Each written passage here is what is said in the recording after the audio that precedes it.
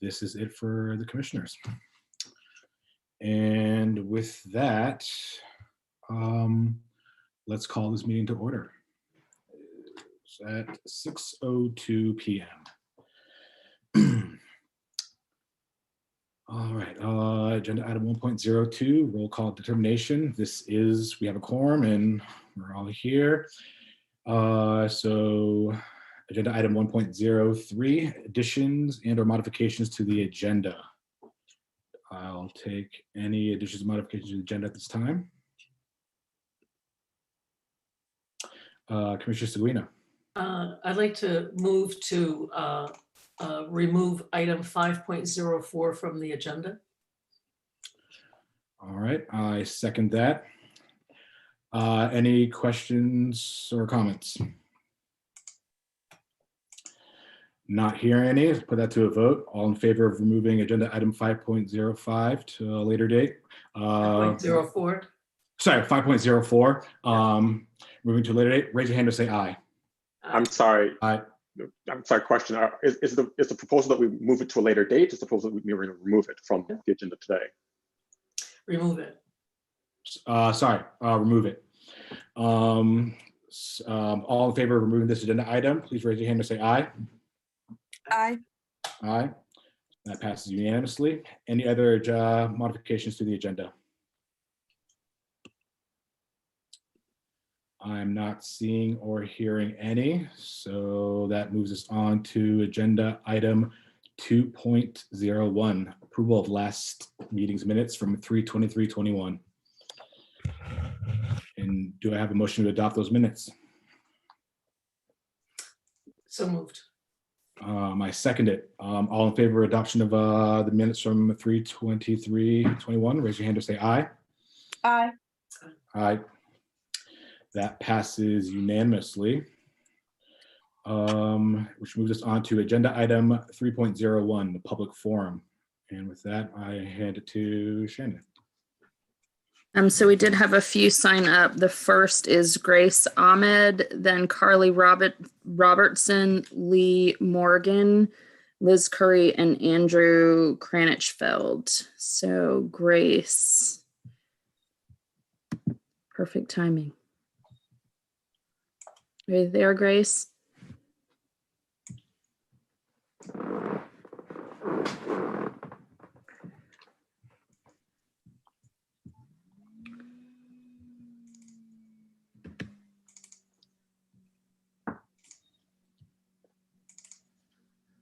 All right, let's come back to maybe let's see again. You may need to unmute yourself, Grace.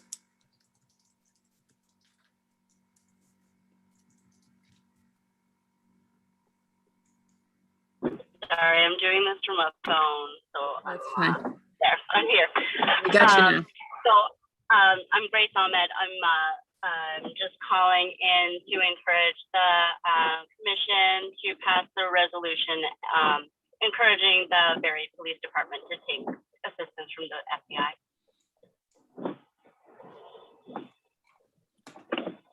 That's all. Thank you for that. Thank you. Next up is Carly Robertson, and I don't see on the list. So Lee Morgan.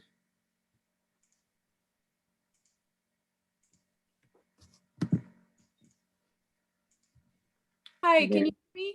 Yes, we can. We can hear you. Excellent.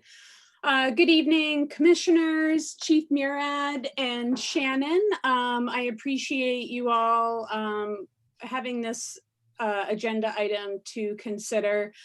I'm calling in to encourage you to consider this proposal. I have been interested in advocating for justice for Ralph Jean Marie, and as I was kind of reflecting earlier tonight on what I was going to speak about, usually I write out my statements to make sure I don't forget anything, and I just like at one point I just kind of slammed my notebook shut. Like, I think at the beginning of the year I felt kind of like like, oh, like this case sounds so weird. And then it's like really developed into, I think it's reached a point of anger, especially after the 7 Days article where the reporter went across the street from the hotel where Ralph was living at and reported to be last seen. And in the course of a year, the police have not even bothered to interview neighbors across the street or neighbors whose property abuts the hotel.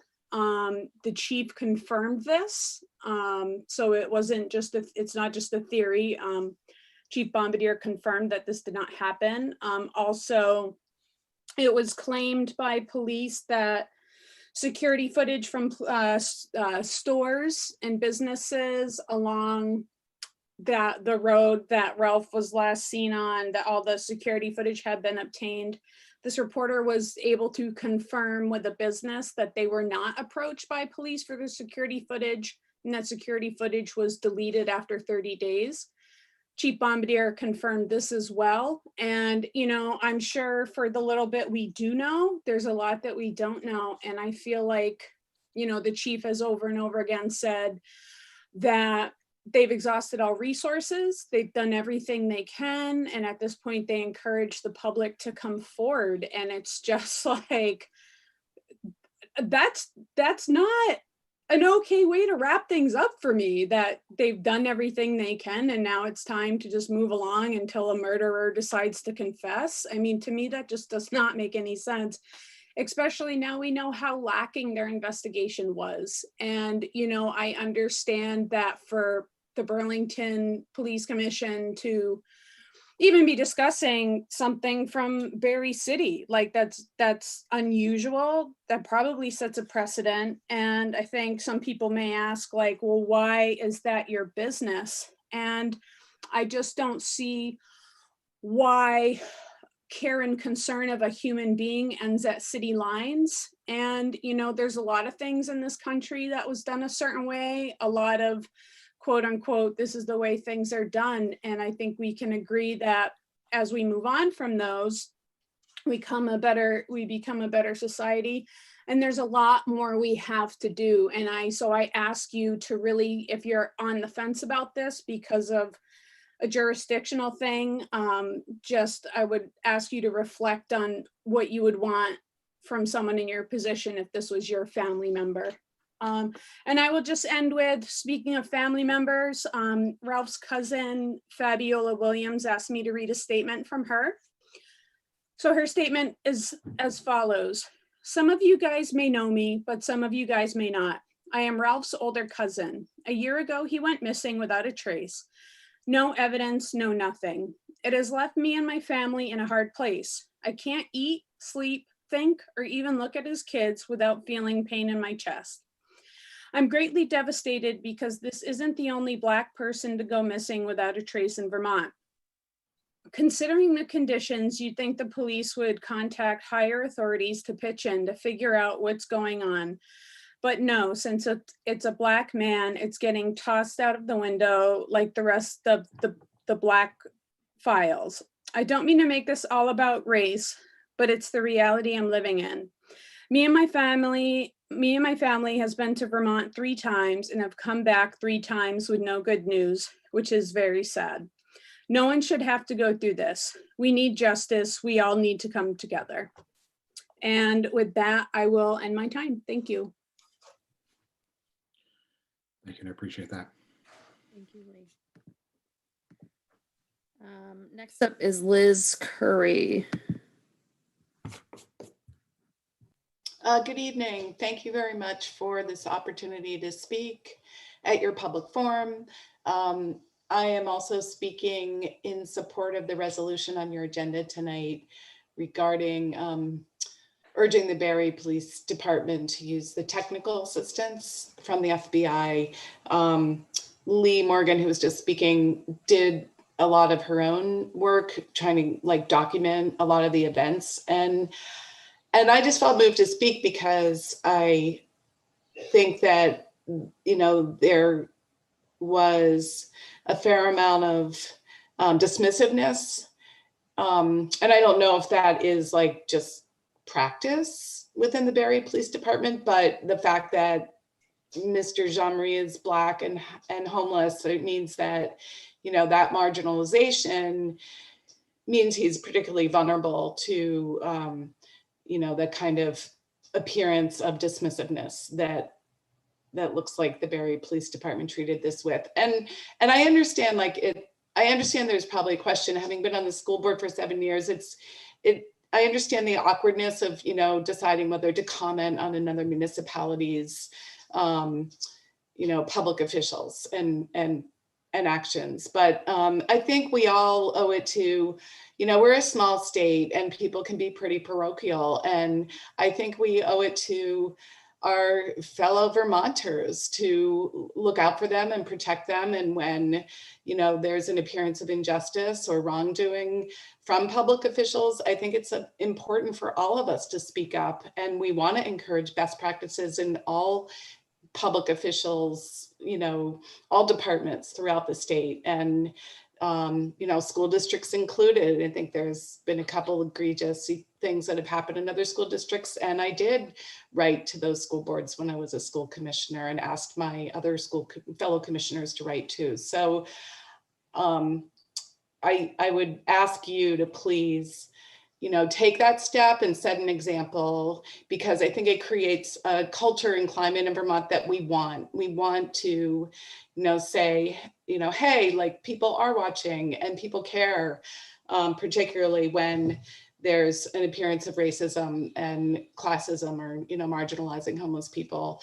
And we want, I think, to set an example and not think about how that department will feel, you know, not think about how those police officers will feel. That's not really our job. Our job is to think about how other citizens feel, and, you know, when there's an appearance of injustice, to speak up. So it's kind of like not being a bystander, I guess, is what I'm asking you all to do. So thank you very much. And I appreciate the time. Thank you. I appreciate that.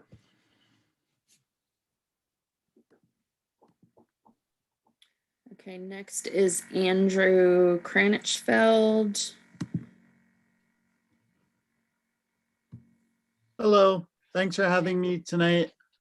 I just wanted to come and definitely say that I vote for the resolution to say to the Barrie Police that you should bring in the FBI. I think one thing that's really kind of affected me personally is I just think about the recent article by Colin Flanders in 7 Days, and the part where, you know, he literally walked across the street and people said, no, they never interviewed us about anything, or did we hear anything? You know, one person even said something like, well, if they had asked me a year ago, you know, maybe I would have remembered something. And I just always think, like, what if this is my brother? I live, you know, in Burlington with my brother. What if the Burlington PD couldn't cross the street to see if my brother was alive or not? It's upsetting to me. And, you know, I don't think you need to go to like a police academy to know, like, you canvass the area. Is across the street in the area? Of course. It's you know, we cross the street 10 times a day without thinking about it. It's like nothing. And they didn't even do that for Ralph. And that's all I got. Thank you.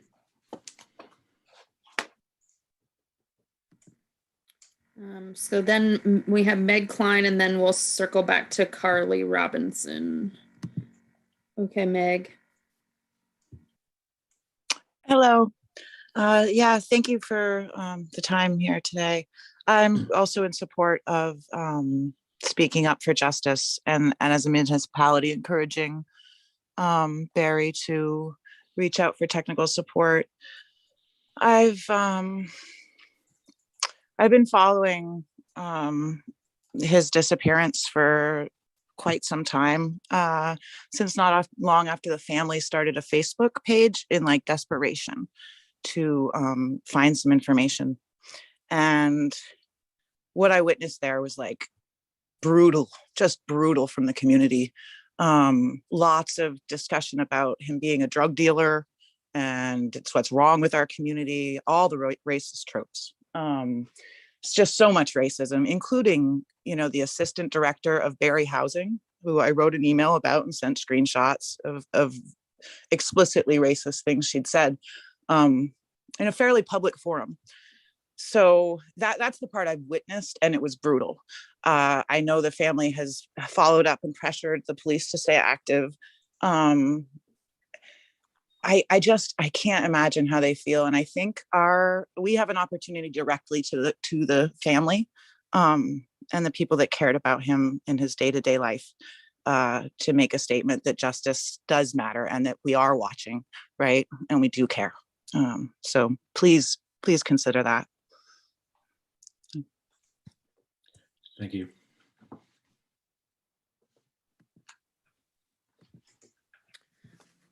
And then Carly. Hi, thank you for the time. Sorry I wasn't here sooner when I might have been called. I stand in solidarity with the communities, with the family of Ralph and the push to bring in the FBI. This is my first time speaking at one of these, so thank you for having me. And I see this as an example of utterly racist neglect. And when I say racist, I think it's important to acknowledge that we don't all understand racism to be what it is, which is systemic, which is the structures that are not just about what we think personally, but about the ways in which the intersections in which we're all perpetuating these systems that allow for something like this to happen. And so I just want to bring in the point that it's not just this case, of course, and that we must commit to transforming our systems so that no person has to goes missing without a trace, and that there is there is stuff that's missing in response, that there's not a comprehensive investigation like folks have mentioned here. And so I would really like to also stand in solidarity with the topics that was discussed last night, just about transforming our systems. So we're centering community accountabilities, and because we need to bring closure to Ralph Jean Marie's family, and we can't let this to keep happening. Thank you for my time.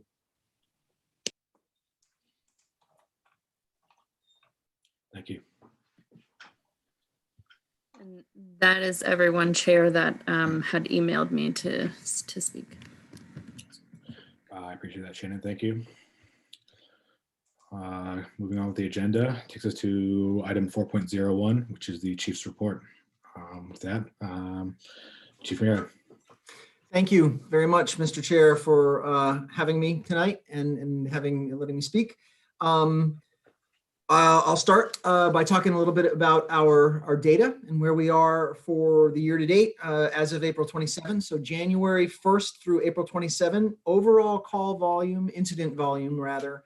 I want to clarify their incidents, and I've been trying to use the term incidents more than calls because they're not all calls, and they don't all come in as calls. But the volume is down 27.8% for the year through yesterday, through the 27th.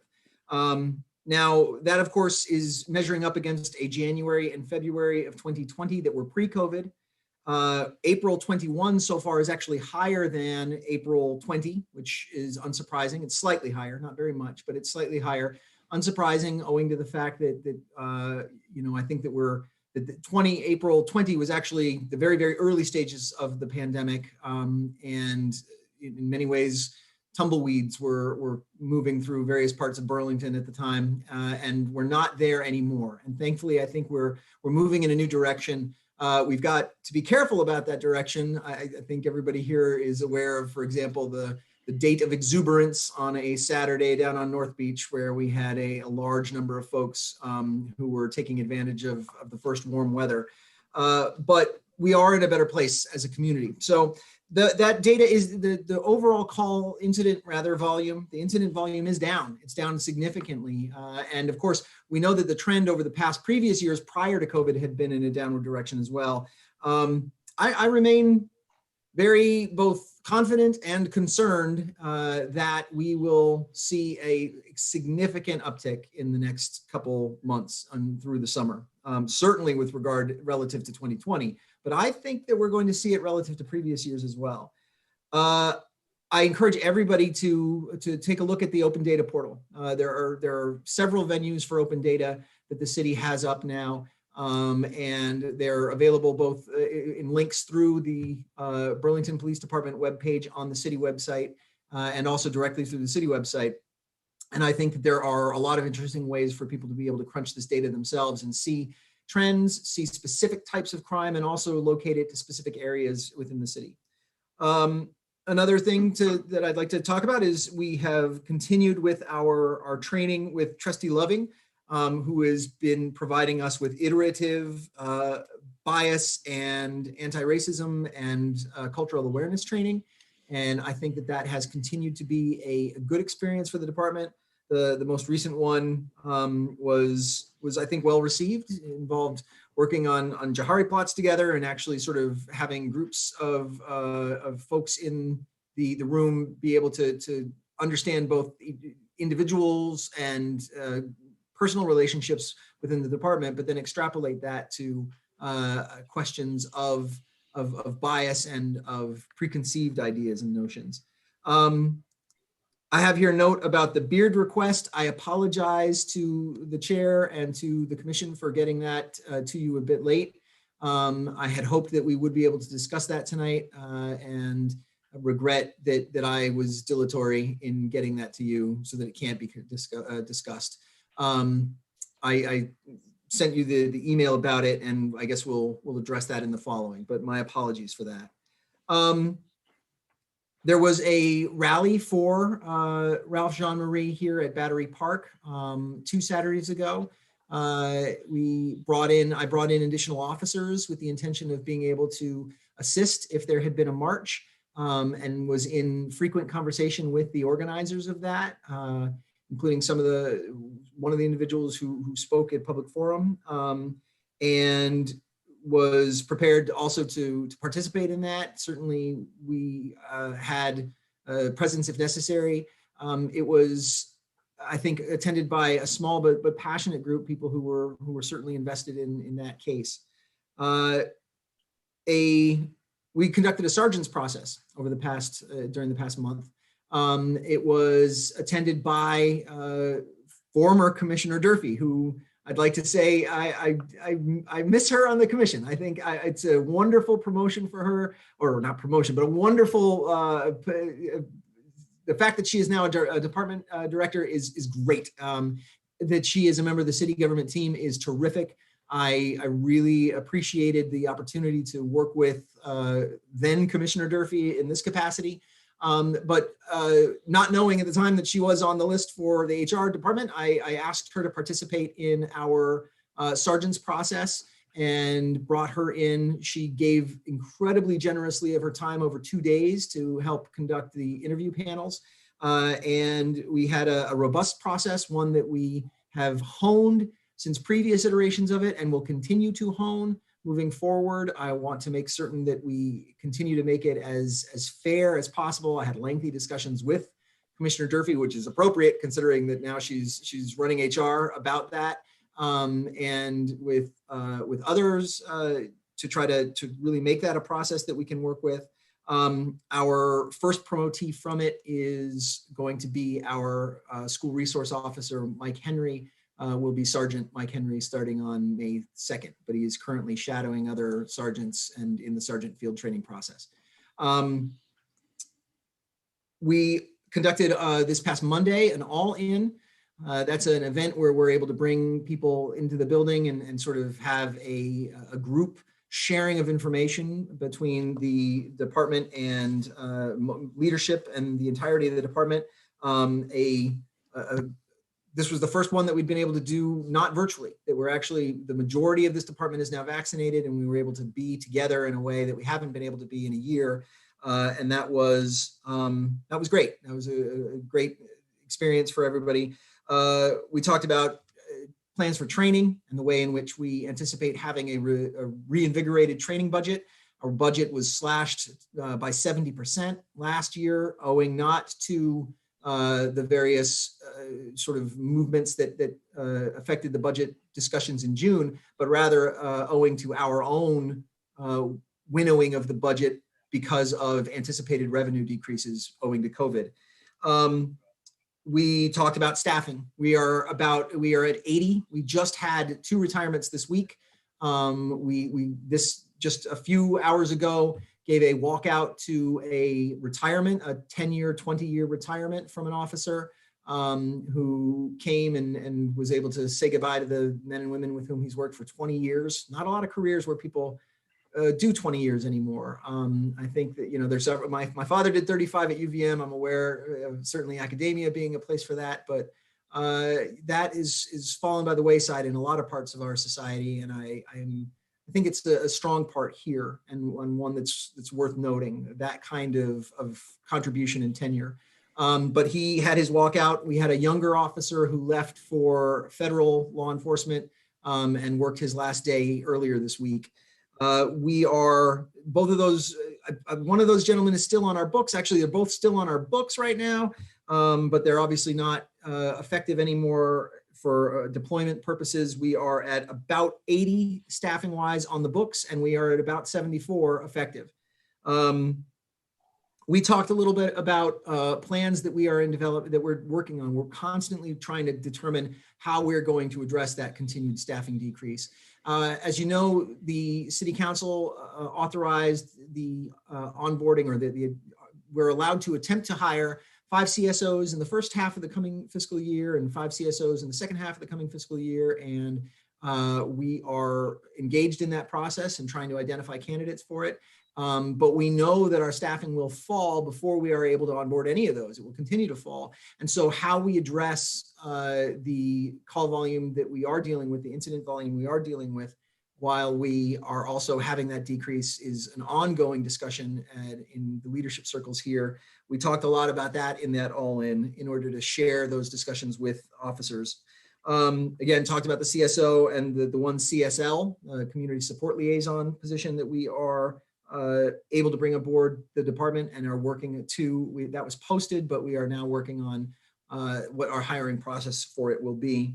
I talked a lot about service with the officers and my expectations for service, and reminded them of something that I think is important always to keep in mind for officers, which is that we currently don't have any real rookies right now. Our most recent hire was a lateral from Colorado who's been a police officer for a very long time, and she's got a lot of experience under her belt.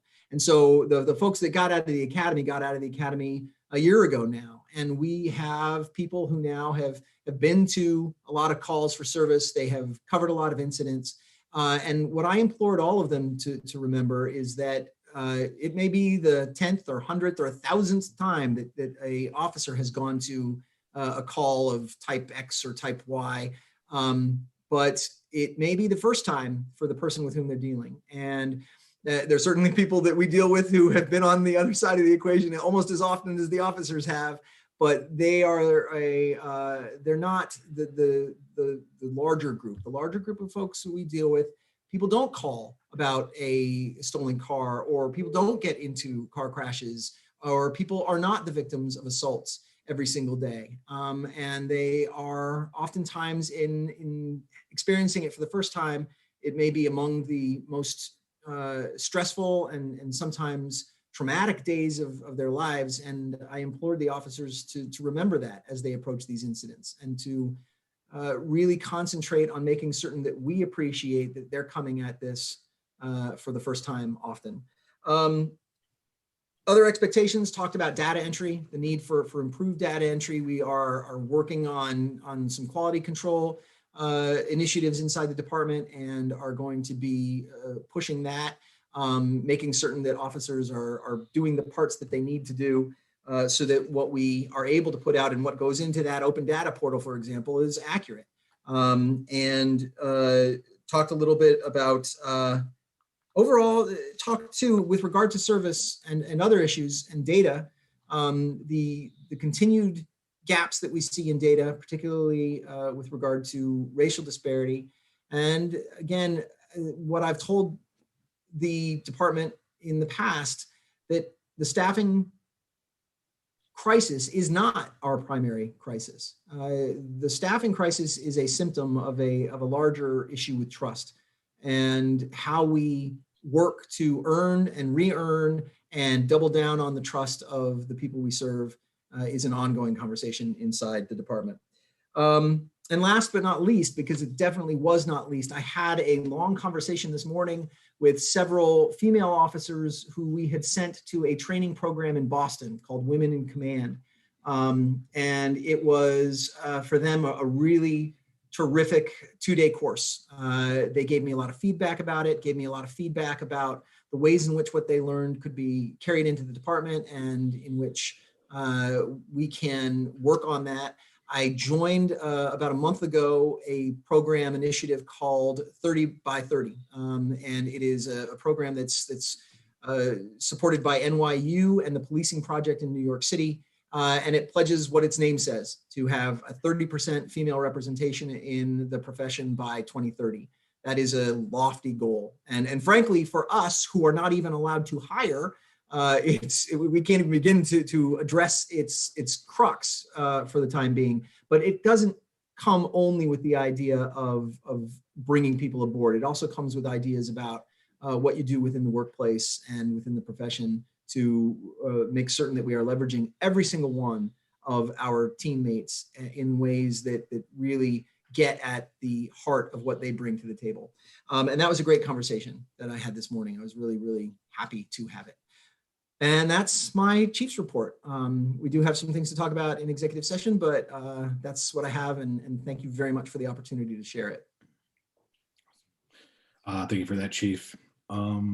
I see Randall's hand raised, followed by Shireen. So Randall, you have the floor. Thank you. Thanks, Chief. So I have, I guess, two different areas of questions. The first, when you said that most of the personnel at BPD now is vaccinated. So one question is just, do you have any members of the department, either sworn or non-sworn, who interact with the public on a regular basis who are not vaccinated? And do you have, is there a requirement that, for example, patrol officers be vaccinated? And if there's no such requirement, and if there are some people that interact with the public regularly who are not vaccinated, do you have kind of plans for how to mitigate any potential risk to the public if they're back out without masks, for example, later on in the summer or in the fall, et cetera? So that's the first question. The second question, and I'll try to ask this question without asking any hypotheticals and without asking kind of weigh in on cases in other departments. But the second question is it currently are there any BPD policies which are violated if an officer mistakenly deploys a firearm rather than a CEW, rather than a taser? And of course, I'm asking this independent of the question of whether or not it's permissible in that circumstance for a firearm to fire, right? So putting aside the question of whether that's a permissible use of force, is there in and of itself a policy violation for mistakenly deploying a firearm rather than a CEW? And then what would the kind of potential sanction for that kind of error of policy be if in fact it's a violation of policy? Those are my two areas of questions. Oh, sorry, you're muted. Thank you, Mr. Chair. I apologize. So the first question, we cannot require that officers be vaccinated or that any employee be vaccinated. We can ask and demand answers, so there's no privacy protection in that, but we cannot then ask why a person is or is not vaccinated. We have a very, very small number of officers currently who are not vaccinated. It's many fewer, I think it's 5 or fewer. And we are, although we are following guidelines with regard to mask usage, we are still masked in any interaction with the public. We are still masked in any operations outside the building. And we are, and that will maintain for the time being, even though the CDC has said that vaccinated people don't have to be. We will continue to be masked in the public. That will continue to be the posture of this agency. I don't yet know what we will do once we have gotten as a society to a point where nobody has to be masked anymore, where every mask mandate is removed. And yet I do have officers who are unvaccinated. I am not certain that I am able to require those officers to remain masked. I think that we probably could have a city requirement, and frankly, the city has been ahead of the curve and has been more generally prescriptive than other entities, and that goes for both the state and the CDC. And I would not be surprised if the city maintains a mask posture longer than even the federal government does, but I don't know for sure that that is the case, and it's not my place to speak definitively about it. We will follow the city's policy on that, and we'll be guided entirely by that and by the law. But I can say that for the time being, irrespective of vaccination, officers are continuing to use masks in public when interacting with the public. As I think that answers the first of the question. Is that okay? So as to the second question, I think there are very different parameters in which one uses a firearm versus a CEW. And if one uses a firearm when that is not a permissible weapon, then there are of course consequences. If a person I think that in both cases, in the case you're outlining, there are going to be criminal consequences. And there have been in the most high profile ones of which we know, and that's the two. We have the terrible incident with Oscar Grant in Oakland, and we have this now horrible incident in Brooklyn Center. And so those two incidents, more than 12 years apart, each led to the officer being arrested. And although we're nowhere near a trial or a conviction for the officer in Brooklyn Center, or whatever that trial outcome will be, the officer in Oakland was convicted. Was convicted and obviously was terminated because criminals don't serve as police officers. So that's, I think that's the simplest answer, is that it's a crime. And particularly if the situation is one in which the officer was using or trying to use the CEW because that's what was allowed at that moment, not a firearm, then to use a firearm is likely going to be a crime. I'm sorry, Chair, is it okay if I just follow up really quickly? So good. So I was hoping to think more directly to the hypothetical case. And again, I know I wasn't going to do my hypothetical case in which it is unclear whether or not the circumstances as they unfold would permit the deployment of a firearm. And so there might be questions about the criminal culpability in this case. But at least the officer attests to intending to deploy a CEW, instead deploys a firearm. The circumstances are unclear whether or not that meets the conditions for use of force. But they do say, I made a mistake in this case, right? I used the wrong one. Is that in itself, is that mere kind of use of the wrong instrument at that moment, is that itself a violation of policy? It is if the instrument used was not the appropriate instrument, was not the allowed instrument.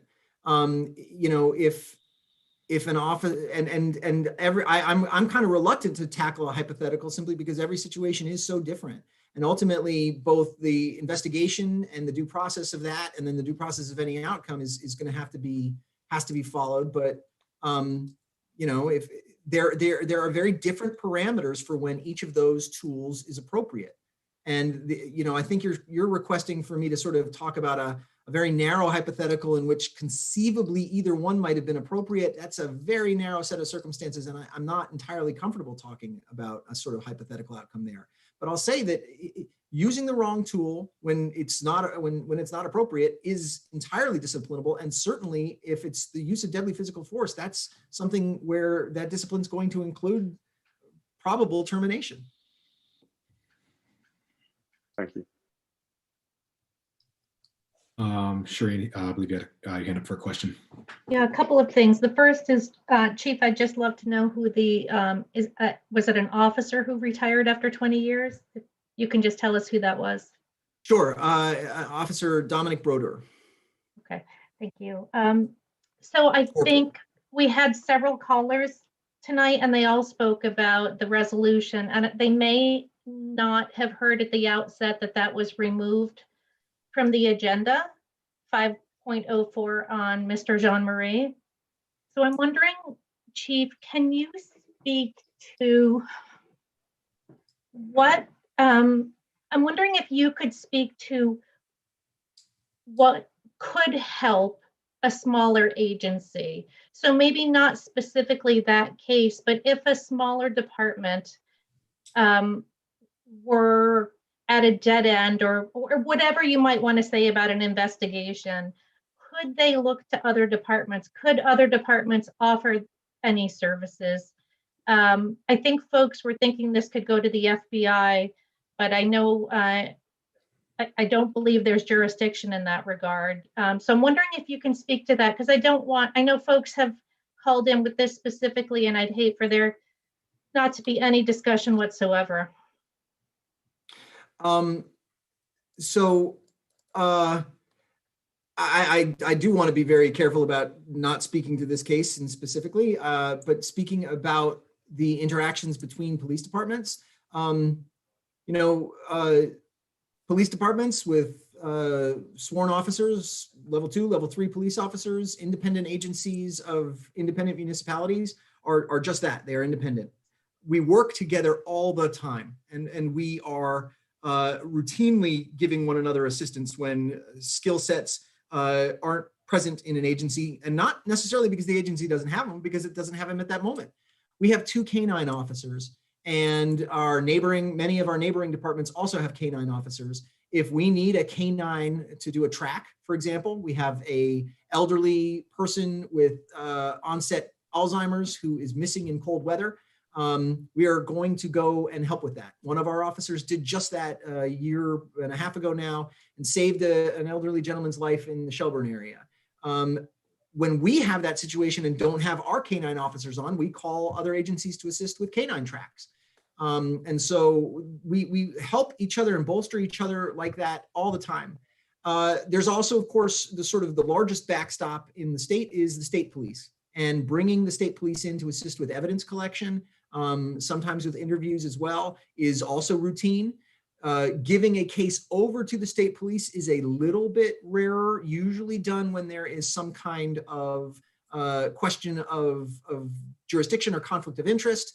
But it does occur even when a case has just sort of reached a cold point, and would certainly be the case, for example, for a cold homicide. The state does have cold homicides that it continues to investigate, even though they happened in town A or town B.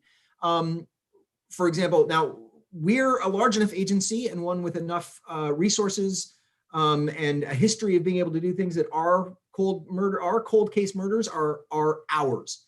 And we have a number that we work on routinely. And whenever DSB is sort of not looking at immediate cases in front of it, it starts looking at its cold cases again, a tiny handful of murders that have occurred over the past 40, 50 years. But so we don't necessarily need the state police for that, but other agencies do and use them routinely in that capacity. With regard to federal authority, my understanding is that the Congress has very clearly outlined when the FBI has authority and when it doesn't. And its jurisdiction for state law is generally only for felony killings of state law enforcement officers, violent crimes against interstate travelers, or serial killers. And then there's also certain, and then other than that, there's got to be a federal law. So terrorism, for example, that's a federal law that's being broken, and therefore the FBI is going to come on in and generally take that over from a local agency. Serial killers there's something that's specifically written into US code. But other than that, they don't do state work. Now, when I work with federal partners on a number of different issues, whether it is narcotics investigations, whether they are assisting us in something that doesn't have a narcotics nexus, but for example, maybe narcotics knows individuals who are involved in a case, we work together on those kinds of things all the time.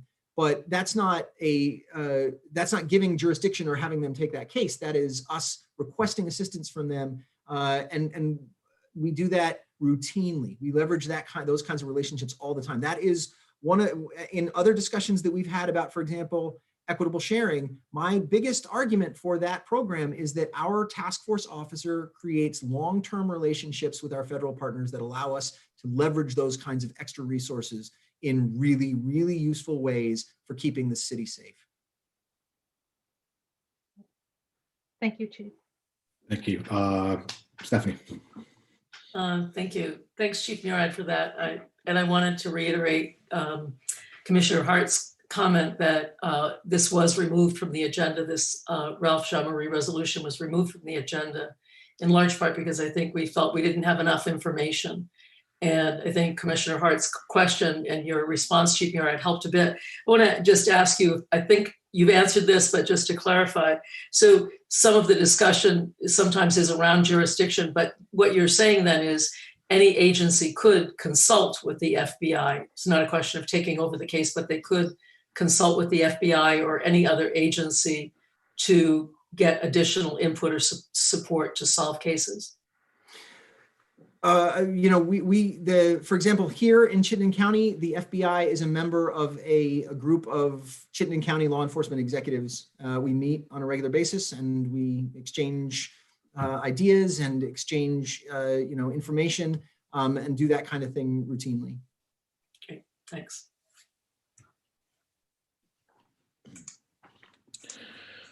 All right. Any further questions for the chief with regards to their report? Yes, this is Mila Grant. I have a couple of questions. So the training that you refer to, is there a way to get information or documentation that's being provided during that training? I'm interested in seeing more detail about that.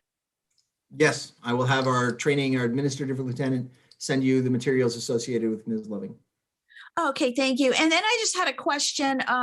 So we had a report, just kind of an Excel sheet that pulled a summary of trainings that have occurred over the last couple of decades.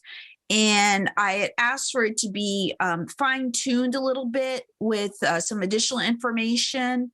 Do we have a status update about that? I'm not exactly sure who was owning that project. Was it Shannon? I think at the next meeting, there's a plan for that. Okay, thank you very much. Awesome. I see Randall's hand raised. Yeah, thank you. Quick follow-up question. So if with respect to the training that you and Commissioner Grant were just discussing, if a commissioner wanted to attend one or more of those training sessions, would that be something which was possible? I think we could discuss that. It is a training that is designed to have the officers training with their groups. That's one of the things that we did with this program was to break it up as opposed to a one and done or a one day. We have done it iteratively. So each session is done multiple times with the different groups. And the rationale for that, frankly, is to allow the officers to try to feel as comfortable as possible in a group of folks with whom they work every day and whom they know. I worry, frankly, that any outsider would, and I don't mean to say that, it's a loaded term, and it bespeaks a problem. It bespeaks a problem, which is, one that I felt that I ended up recognizing that bringing Director Dodson in, for example, was really important for that, for the ability to get somebody inside who was able to see things in a different way and also become a person. He did attend some of those trainings and was able to sit in on them. I think he attended each of the ones that was iterative prior to his departure. And so I'd like the chance to think about that, Commissioner. Thank you. Hi, this is Mila again. If it's okay for me to ask, well, not necessarily ask a question, but just to make a statement. We don't have any reporting on former Director Dobson's experiences. So I would be, I would, following up on what Commissioner Harp just requested, I would be very interested in that. Or at least some sort of report on the experiences. Thank you.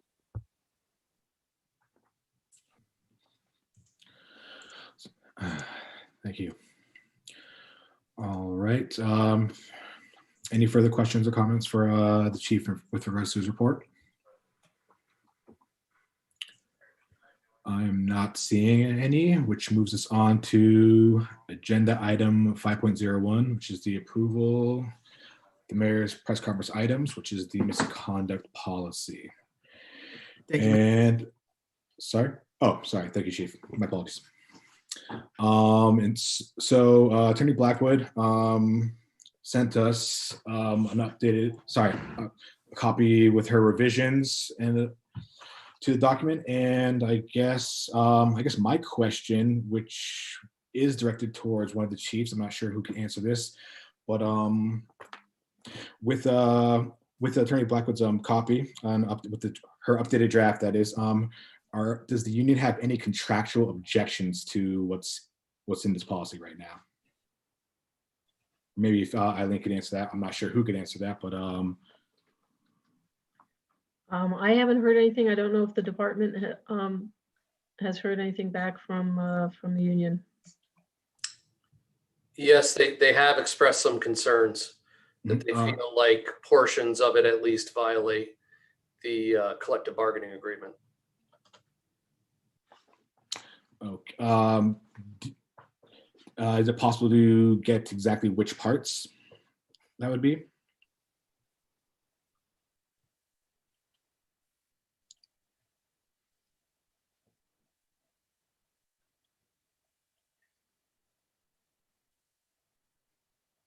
And I guess I'll come back to you on that one then.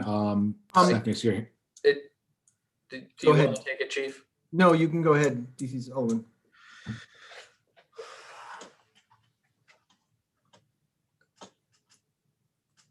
So essentially, they take issue with Section 5, and then they reference in the CBA Section 15.4G, which speaks to employees who are ordered to be interviewed in internal investigations. And they feel like much of the language in Section 5 may violate 15.4G in the CBA. Because the only people that references the release of the information to is the Chief of Police, City Attorney, Human Resources Director, and Department Investigator. Thank you for that. Stephanie, I see your hand raised. The floor is yours.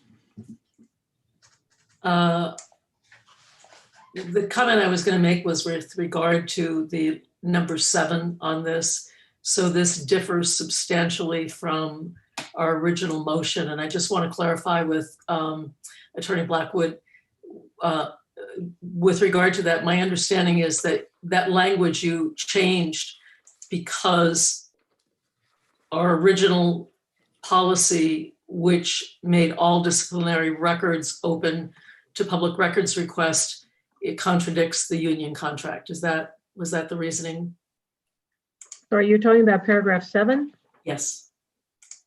It was number 4, I think, or 5 in our original policy, but it's now number 7.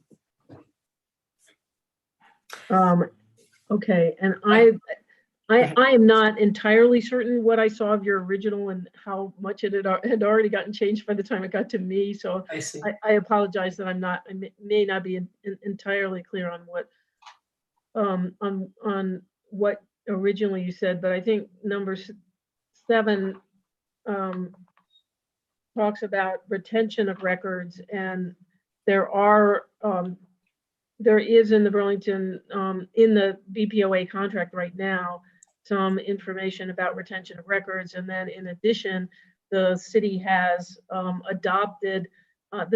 works with the state archivist to determine how and when records have to get retained under state law.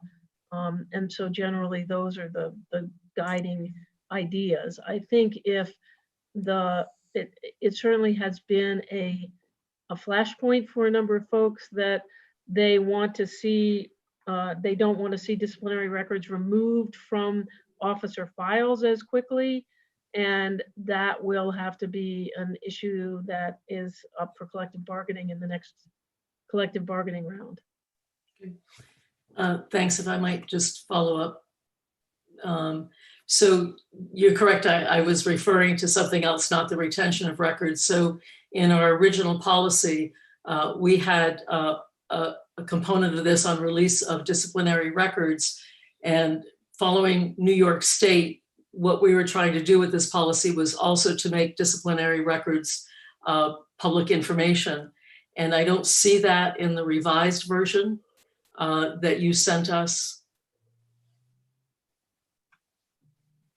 And I guess I think we do talk about in number 6, release of disciplinary records going forward. And the idea of this is that right now, and the reason that we put in going forward is meaning so that officers are on notice now that going forward disciplinary records be released through public records requests because they have not been being released, except that and then we put in these qualifications for when they couldn't, most of which have to do with various legal constraints. And happy to walk through those. No, that's okay. I think it was our intent that this referred not just going forward, but also retroactively. And I think that, yeah, that's a little bit of a problem because, to date, no one has been on notice that disciplinary records would be released, and therefore they didn't have an opportunity to address that at a ripe time. Now, that doesn't mean we can't, and we certainly have released disciplinary various records that under this definition that fall under this definition of disciplinary record. We certainly have released some of those in individual instances. So maybe I'm not sure because I apologize that I was not able to be involved in your earlier discussions about this. The issues here are that the Vermont Public Records Act allows a municipality to exercise certain exemptions to the Public Records Act. But some of those exemptions also involve legal requirements to not make information public. There are easy examples like social security numbers of people, identities of witnesses and victims. There are a number of things like that. Personnel records, what is private in a personnel record is a little bit more tricky.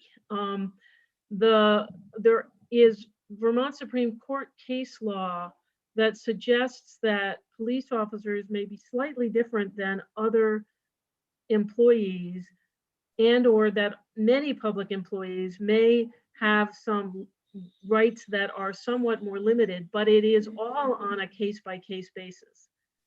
In other words, it depends upon the level of misconduct and the level, a balancing between the privacy rights of the individual employee in certain information and the public's right to know about the conduct of their public officials. So one of the challenges we had as we were looking at this was how do we write a policy that says we're going to do X, Y, Z when the law says it's a bit of a balancing test. And if the employee's privacy right outweighs the public interest in getting it, then the employer probably can't produce that record. But it's not like it's a black and white, does this fit within that or not? So that's why that's part of the hesitation that what we've come up with. But we are trying here to say we're going to be releasing more than we have been releasing. That's and that was sort of the idea that I understood from all of you. I might be asking, well, let me just ask this question in a straightforward manner. Some states have made disciplinary records part of the public record retroactively. New York State was one of the most recent states to do that. So I'm curious what exists in Vermont that would inhibit us from doing that did not exist in New York. It seems to me that they had similar hurdles, and just wondering if we can address those hurdles.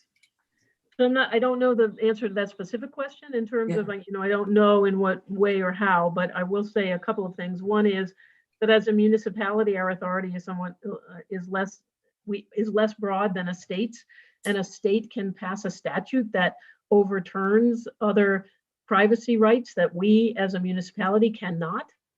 So we have to be concerned about what privacy rights exist, number one. Number two, we have a collective bargaining agreement that does have some limitations as to information, and DC Sullivan cited from the union a paragraph in the union contract that we are in dispute with the union about exactly what it means and what the extent of the right and the release of information is under that. Certainly the city has and the union have operated in one way for a long time about certain amounts of information, but that doesn't mean that the whole that there aren't still areas of dispute about that, and that is part of why we have had to reference the union contract in this policy. Okay, thank you. That's helpful. Thanks. Thank you. Sorry, I had Shireen's hand up. That's been up for a while. She has the floor, followed by DC Sullivan. DC Sullivan, were you going to speak to what they were just talking about? Because I can wait if you were going to. Yes, I was just going to add one point in that the union also brought up that this would be a complete departure from past practice, and City Attorney Blackwood just touched on that to some degree. And can I follow up that with a question? Is that specific to paragraph 6 on the disclosure of records? Just preemptively, for example, it seems like this policy would allow preemptive release of disciplinary records in some entire manner, right, as prescribed by this policy, which we have never done before. So in that sense, it is a complete departure from past practice. Okay. I mean, even internally, employees have no idea what the outcome was necessarily of internal investigations regarding other employees. Okay, so I wanted to go back to when we first started this conversation. I was trying to make comments on the actual document, so forgive me, I'm behind about 10 minutes. What was the paragraph from the collective bargaining agreement? It was 15.1 that's an issue for paragraph 5, for section 5. 15.4 section G. 15.4 section G. And so the union is saying that section 5 violates 15.4 G of the CBA. That is one of their concerns, yes. Okay, so we never got through the list. I'd like to know, because if we had one thing that we could carve out and at least get some of this policy adopted, I'd be in favor of it if we had advice of counsel to do so, but it's more than just 5?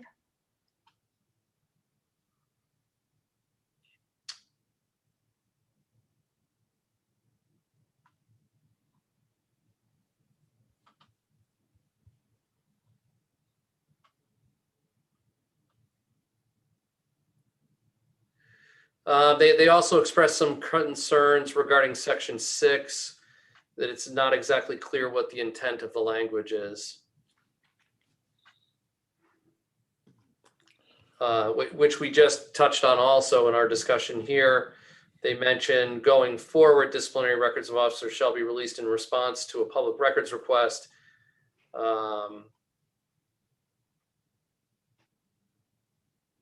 But then it also, I guess they point out that it also states any information, the release of which would violate a statutory or common law privilege or other legal obligation will be redacted.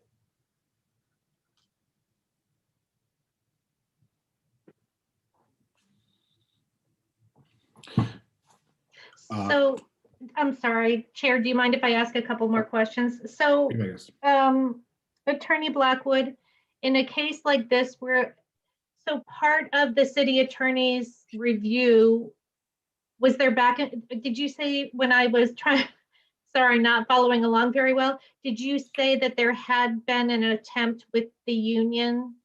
Okay, so there hasn't been dialogue with the union. So I presume you're not advising that we adopt this yet, or what is your position on that?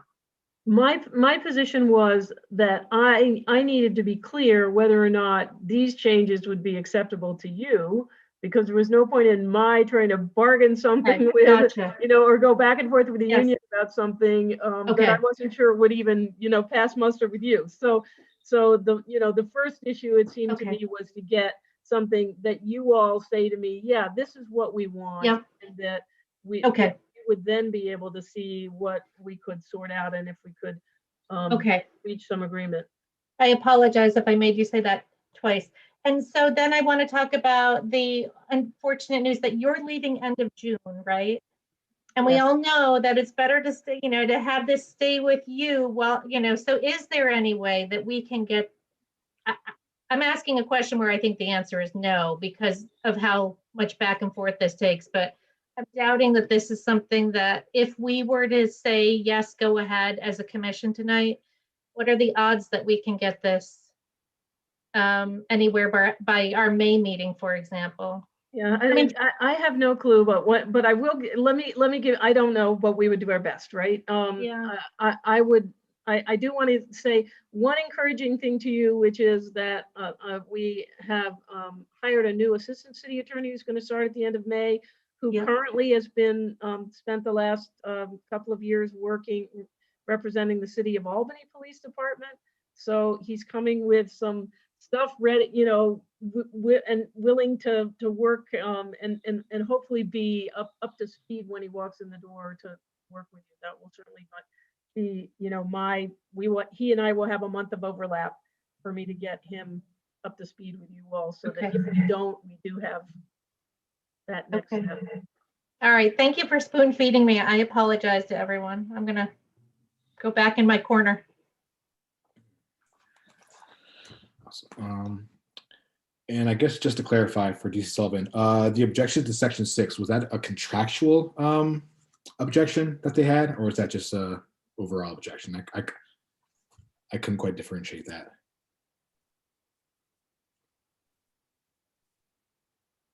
No, I believe it was just the language itself.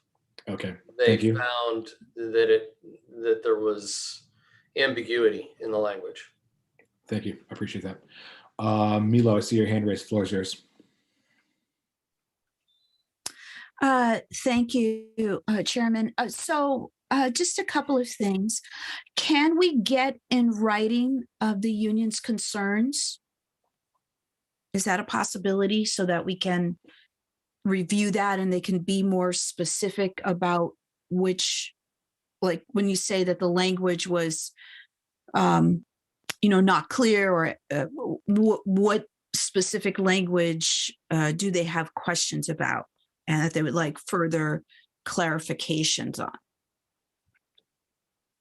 I just think it would be helpful to, I don't have my huge binder in front of me, but I would want to, go back and, look at 15.4 section G, reread that, and then reread the part of this document. But I would also like to know, what additional questions they have. I just think it'd be very helpful to have this in writing. Is that something that we could get? We can certainly ask for it. Could I respond? Sure. Yeah.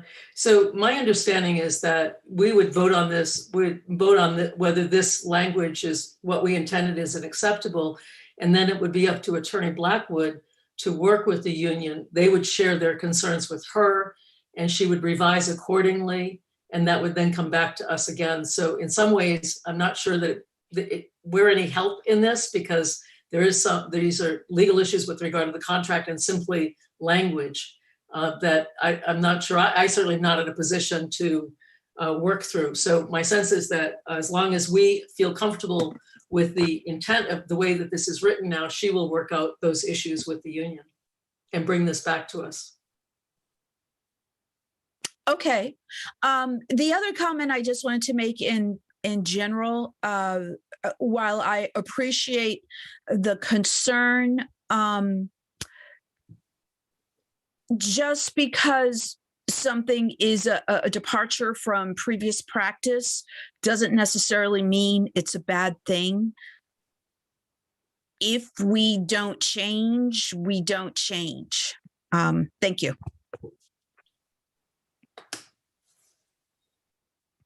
Thank you, Attorney Blackwood. Commissioner Grant, I think DC Sullivan's use of this term "past practice" is a term of art in collective bargaining, and it means that besides what is written in the contract, if there are matters that legally could be in the contract, legally are a term or condition of employment that someone has a right to bargain about, and the parties have what is known as a past practice of how they have dealt with it, you can't unilaterally change that. You have to bargain that change in a bargaining setting, and so they are trying to assert that. I have not fully. I'm hearing that for that argument right now tonight for the first time. So, I'll have to think about that and look at and try to understand what they're talking about. Thank you, and so noted for the next contract. Thank you for the clarification. Okay. So what I'm hearing is that it looks like we should to vote on the if we're comfortable with this language or not, and if we do that, then I guess it moves to Attorney Blackwood for you to, I guess, work with the union. Yeah, we'll see if the union, if I can get some clarity on the union's position and come back to you. I guess, do I have a motion for this then from anybody? Shereen. Are you making a motion? Sorry. I am, yeah, but then it occurs to me that I was not one of the original, it might not be my place to, but if no one else, I'm happy to move that this be advanced at this point as written. But I apologize to anyone who worked on this. So if they would rather bring it, I'll second it. I worked long and hard on this, but I'm happy to hear you say that. So she motions it. Do I hear a second? Any discussions on this further? Not seeing any. All in favor of moving this forward, as stated, raise your hand to say aye. Aye. Aye. That passes unanimously. Yeah, thanks for all the work on it, everyone, including Attorney Blackwood. Very much so. Thank you.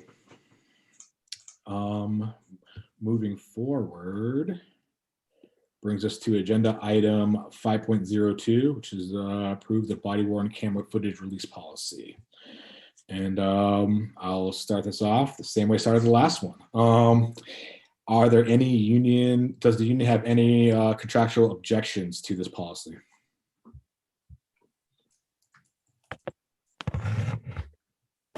No, we did not hear of any objections to this policy. Our concern for this policy remains our ability to actually affect it. We are working with the city, with the CAO, in order to make certain that we have an allotment for staffing or for some kind of services contract in order to bring somebody aboard.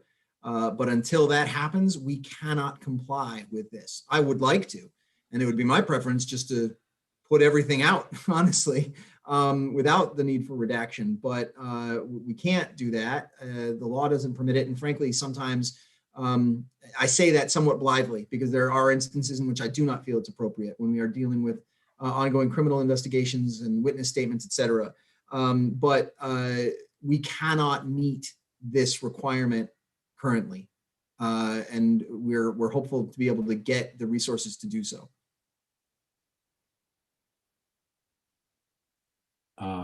Randall, see your hand raised. Floor is yours.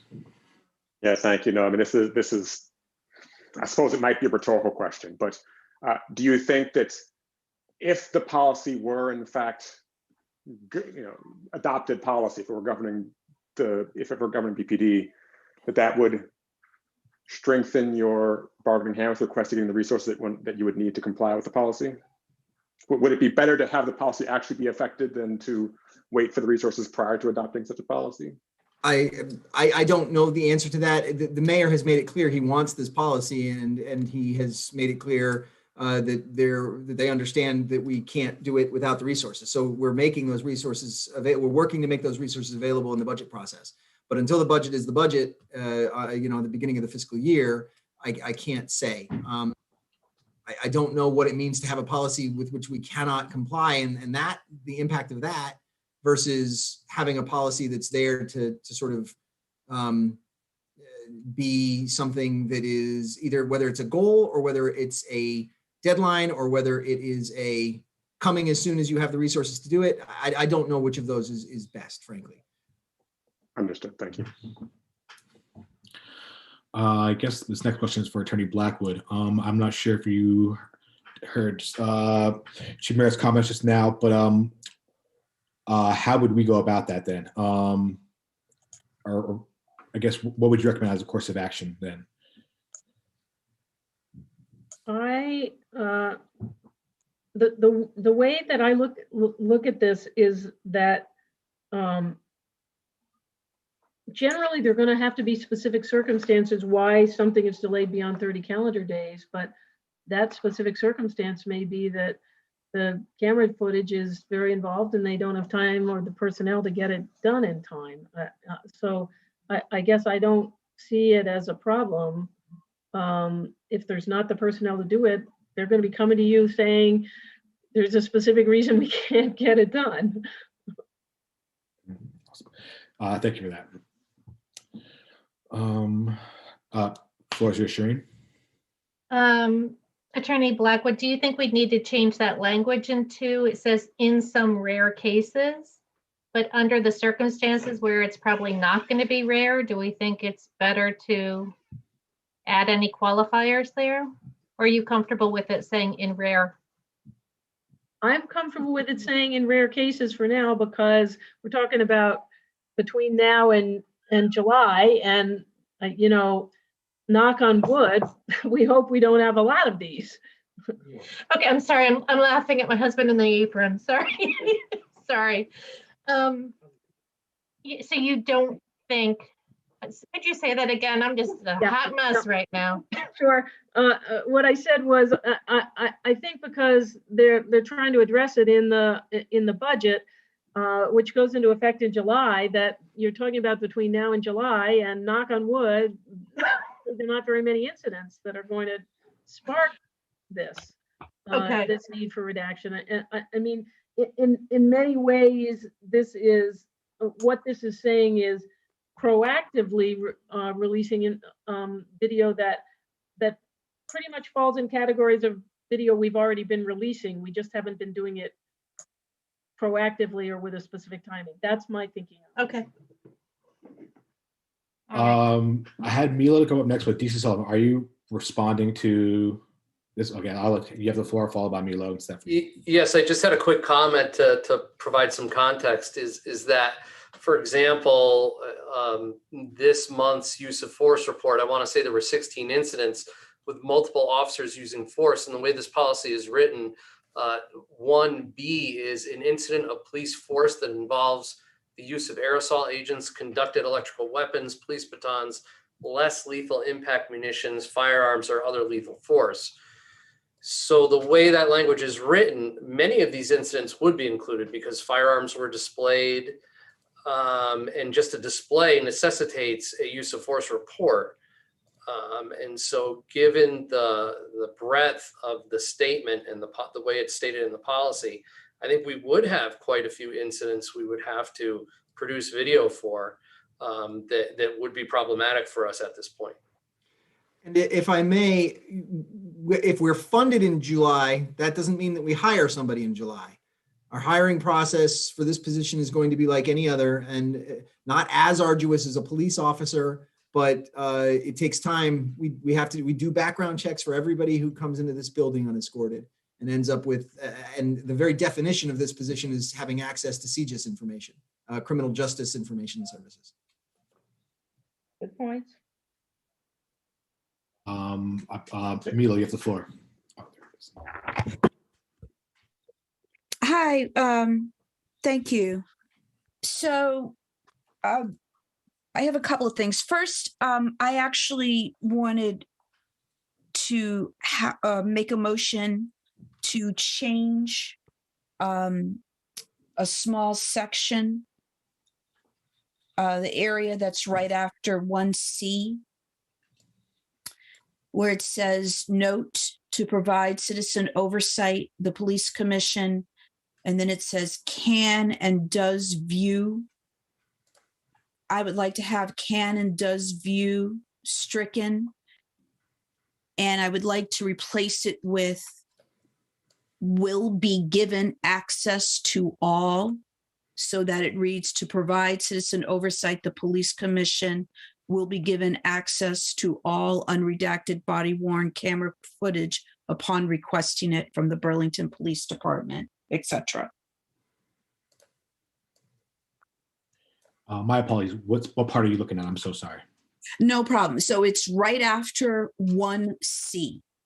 And it Yes. starts with a note to provide citizen oversight, the police commission, and then the 4 words, can and does view. I would like those 4 words stricken and replaced with will be given access to all. So that it read, the police commission will be given access to all unredacted body worn camera footage upon requesting it. And okay, are you making that motion now?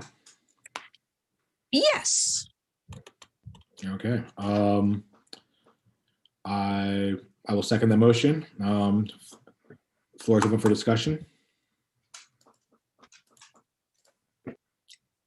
And I see multiple hands raised, so just jump in. So, I mean, I'll jump. Sorry, Commissioner Sabrina, were you about to talk? My hand was up for something else, so go ahead. So my concern with that amendment is that, I mean, so first, it's not clear to me whether it is permitted for whether it's whether it's consistent with collective bargaining, et cetera, for police officers to be given access to kind of unlimited access to any body-worn camera footage which is recorded, which is unrelated to the incidents that are being outlined in Section 1. So I understand the current language to refer to body-worn camera footage of the incidents listed in 1, incidents involving police use of force involves use of aerosol agents, CEWs, police batons, et cetera. Any incident for which the chief of police, mayor, and or majority of the police commission determines that the police body-worn footage would address significant public safety or concern. So it seems to me that having the commission have access to footage which falls into those cases is sufficient. And so, so given that, one, it's not clear to me that it's legally consistent with the BPO contract, et cetera, for officers to just view any officer's body-worn camera footage at any time for whatever reason, it's not clear to me that that's consistent with the contract, but it's also not clear to me that that is necessary. And in fact, it seems to me as though it's a kind of an overstep for the commission to be able to just view any officer's camera footage at any time for whatever reason.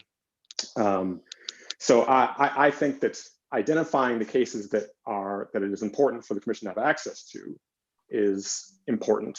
And I think that the categories that are defined, 1A, B, and C, are sufficiently expansive to govern all the things that we think are important, especially since C points out that if a majority of the commission determines that the police body-worn footage will address significant public attention or concern, then that falls into the category of the documents that the commission can view. So I think that expanding that beyond those categories, which seem to me to be appropriate, to be any footage whatsoever for whatever reason, I think is not appropriate. And so I'm not inclined right now to support that particular revision. Awesome. Thank you, Commissioner Hart. Chair, may I respond to that? Absolutely. Yes, so this is what my concern is. I want to make sure for these categories in number one, that we are able to see the footage if we ask to see it related to those categories, because right now we're not. So I understand what you're saying about, I'm not referring to any type of fishing expedition, but we had an incident recently, and a request was made to see all available footage related to that incident, and the answer was no. And that was just really unacceptable to me. And I feel that within these particular incidents, we should be able to see anything that is related to those incidents. And currently we are not. And that's what I'm trying to address.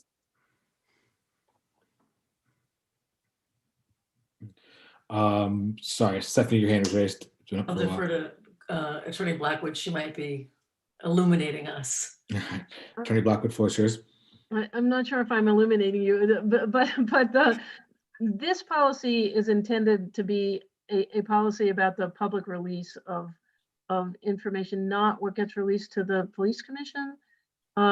We can certainly remove that note if it's confusing that issue.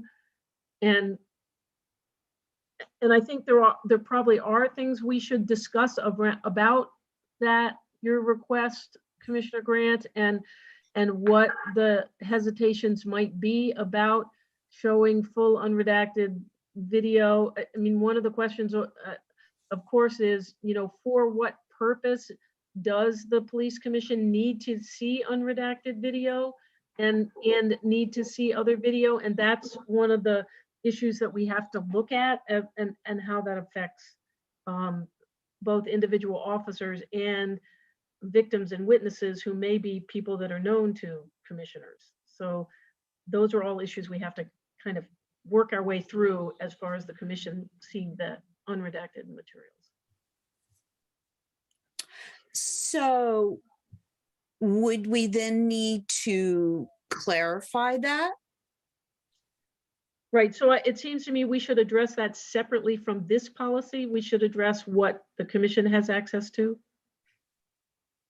I'll jump in now. I think what Commissioner Grant's stating, I think this would actually roll into the role of police commission policy, which there are a couple updates I want to do to that. Basically, codify some things we're already doing, and I think that would roll into that. Yeah. Does that make sense?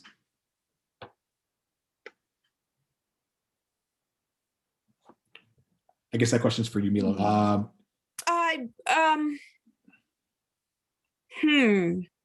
I guess my concern is having something in this policy that doesn't ring completely true to me.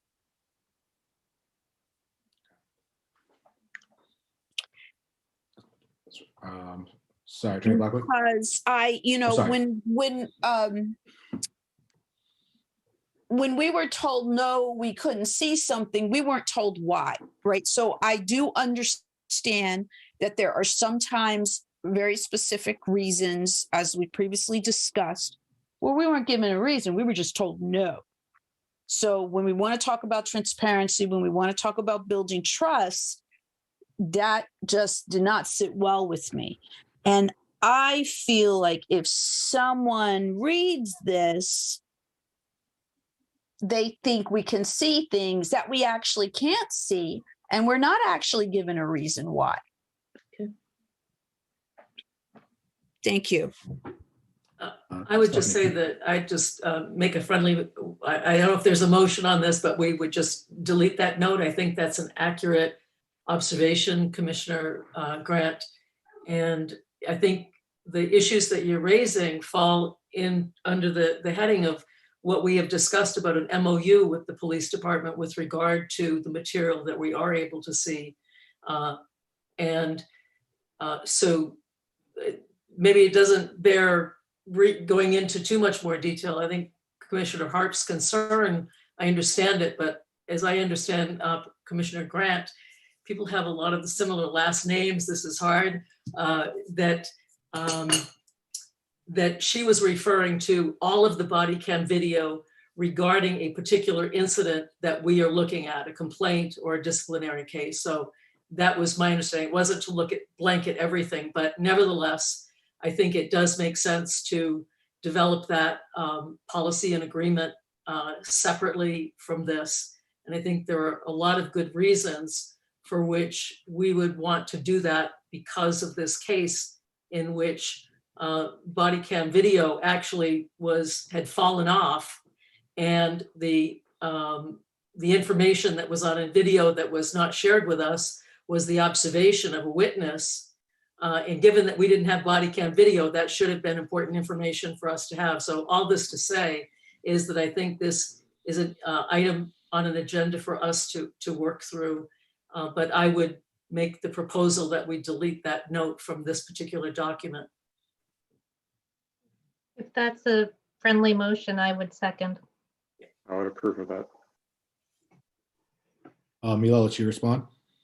I would be comfortable with that because it would remove something that I don't think reflects the truth. So I'm comfortable with pulling back what I originally moved and support the motion to delete that note.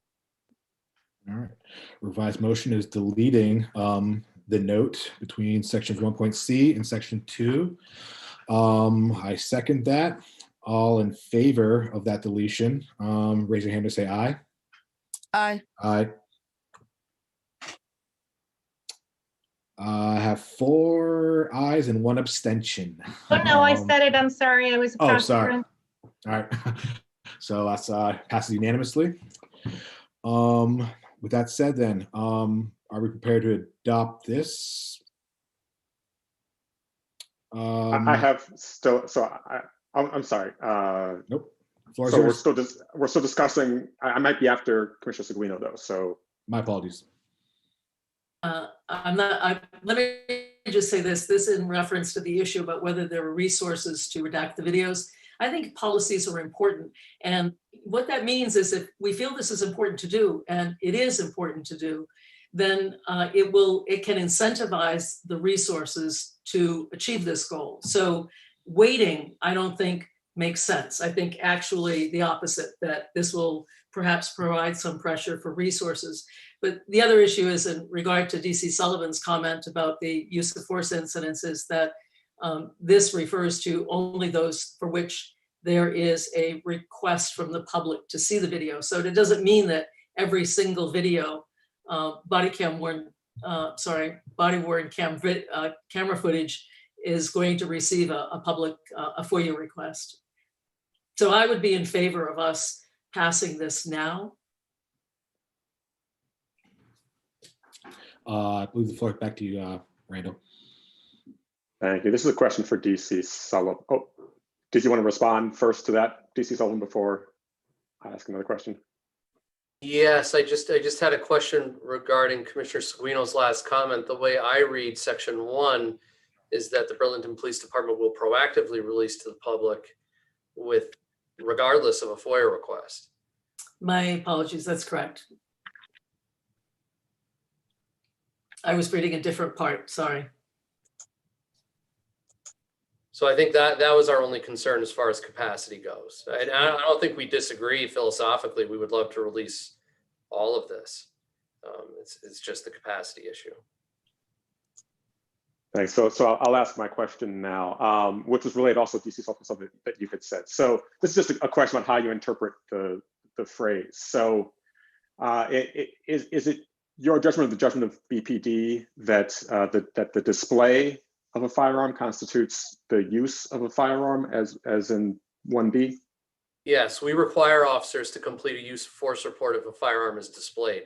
In fact, the majority of our firearm incidents, we rarely if ever, have discharged a firearm. There have been very, very limited circumstances where that has happened over the course of my career, but it's usually just a display. Or right. No, that I understand, but I think the question was whether or not the phrase "use of firearm" is understood generally to include, any use, including display, or whether from a use of force standpoint, I would agree with that. I would include that as a use. Okay. If, however, you wish to narrow it by not including those, then that can be a tweak. For us, that phrase is a use of force, and it's a use of the firearm, because that's the pointing of it, is the use of force. Yeah, understood.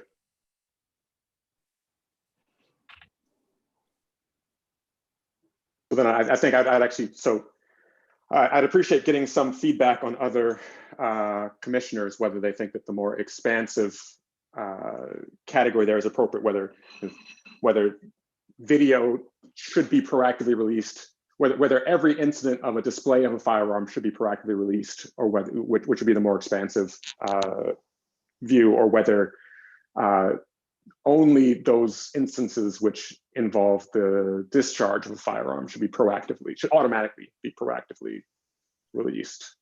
I'd welcome any feedback from other commissioners on that, and I see that Diesel might have a clarifying points. I'll ask him first before opening up to the commissioners. I just wanted to add that it's not exclusive to firearms. So it also applies to aerosol agents, CEWs, for example. We count it as a successful de-escalation. If an officer displays a CEW, they are still required to complete the use of force report, even if they don't discharge the weapon itself. Thank you. Stephanie, followed by Shireen. So the idea of limiting this sounds interesting to me, Commissioner Hart. And my understanding, Chief Murad, is that when warrants are served, that guns are drawn, and that may constitute a large percentage of the use of force incidents. Would that be correct? So I don't know if we could carve out that particular situation, since that's just a policy. It's not officers' discretion, if you will, in terms, I'm not sure if that's the correct way to phrase it, but I think it makes sense to conserve on resources with regard to redacting. And those aren't necessarily the incidents that people are most concerned about. I think that we might consider then some limiting language there.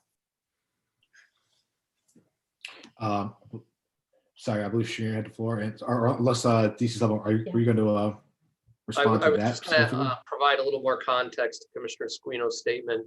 Is that is true. In looking at it, I'm in the middle of reviewing use of force from the calendar year 2020, and I went through all of the firearm pointings at least through half of the year, partway through June, and none of them were discretionary. All of them were associated with warrant execution, entry into buildings where an open door was found, which is similar to a warrant execution. So it's standard operating procedure that an officer would have their firearm out and pointing it into open space, and then whoever they encounter, a firearm is pointed at that individual until they're secure. And then also high-risk motor vehicle stops, and I believe that accounts for pretty much all of the firearm pointing, at least through the first half of 2020.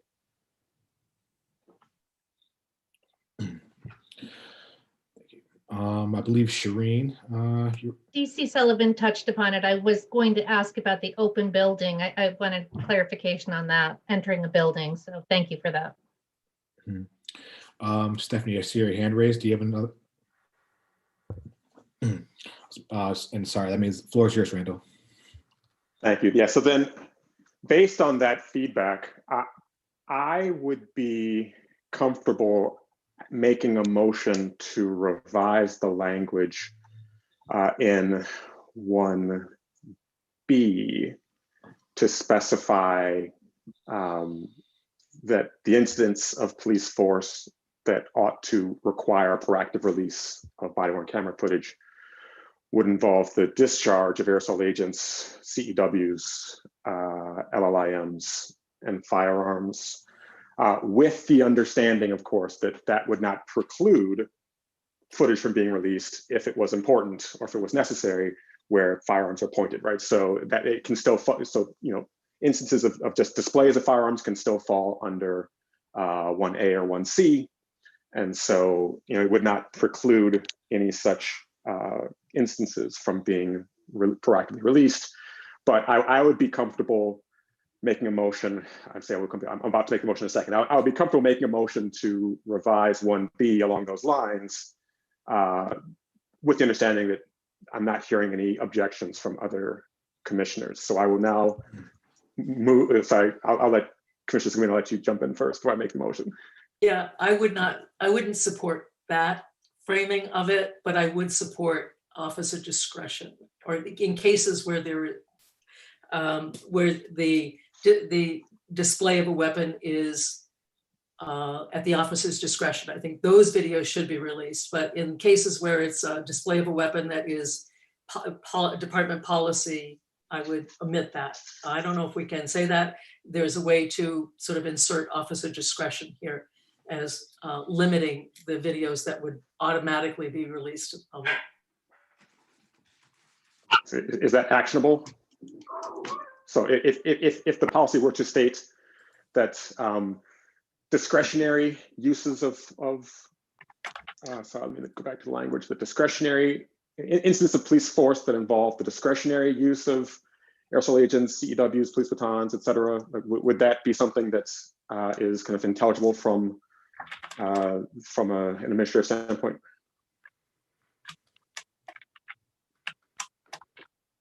So I'm asking either DC Sullivan or Chief Murad. It would be. It would just require taking a very close look at every single incident. Right. But in your opinion, that is practicable. Like that is something that could be done. And part of the idea was that I was trying to make sure that we were limiting our attention to the videos that were kind of most in need of being released, while also, insofar as possible, limiting our attention to just the ones which were kind of the highest priority, as it were. So if this is no less work than the way that the phrasing is right now, then I would say, okay, you know, we can just leave it as it is now. But if it is less work to add the discretionary uses of those instruments, then I would say let's make it discretionary. I think it has the potential to lessen that amount. I would say too, you know, you've now heard 3 or 4 months worth of use of force reports. You know, which of those has caused you to want to have that information? Maybe that's an avenue towards revising, you know, this or approaching what it is that you want the public to be able to see automatically. We're sharing them every month, all of them. It's going to be a longer one this month, and frankly, in some of these, I don't think there's been a lot of. I think there's been a general sense like these didn't sound like things that are that are of interest, and in any one of those instances, had you know we would certainly share with all of you that video, but I'm not certain how many of those you've actually thought were public were necessary to give additional public attention to. And if there's components that help shape that estimation, then maybe those are the components that you're seeking to articulate here. So I do see that Commissioner Grant's hand is raised. So I'm just going to follow up really quickly with this, and then I will turn it over. Yeah. So I mean, I think that part of the idea, of course, is that it's my understanding that your perspective is that you release almost all of it, right? And that would be, that would be kind of consistent with how you think things ought to go. And I think that part of the idea is just in terms of the community trust building benefits of releasing video. I think that's right. So whether I think that a video, kind of is immediately of public interest is secondary to the question of whether a policy of releasing videos proactively helps to build community trust. So I think that kind of having a policy which releases video, which public might conceivably be interested in, but also kind of releases as much video as possible to build community trust, is, I think, a good thing. But I would not want to release into kind of, and I would also not want to have any videos that ought to have attention called to them lost in a deluge of other videos which get dumped regularly. So I'm trying to find a middle balance there. I'm done. Thank you. Emil, you have the floor, followed by Shireen. Thank you. So I guess my feeling is more than less. I would want to see everything. And I think people will make a decision. Some people will be interested, some people won't be. I think we'd have people who would watch every single one, and we'd have people who wouldn't watch anything, and then we'd have a lot of people who would fall somewhere in the middle. I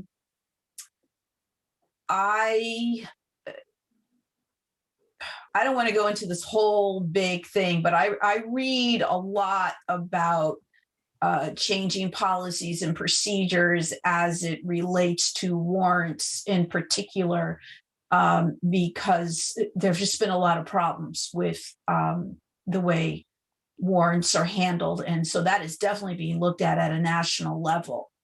And maybe we see things that cause us to think about what our policy and procedures regarding warrants are here.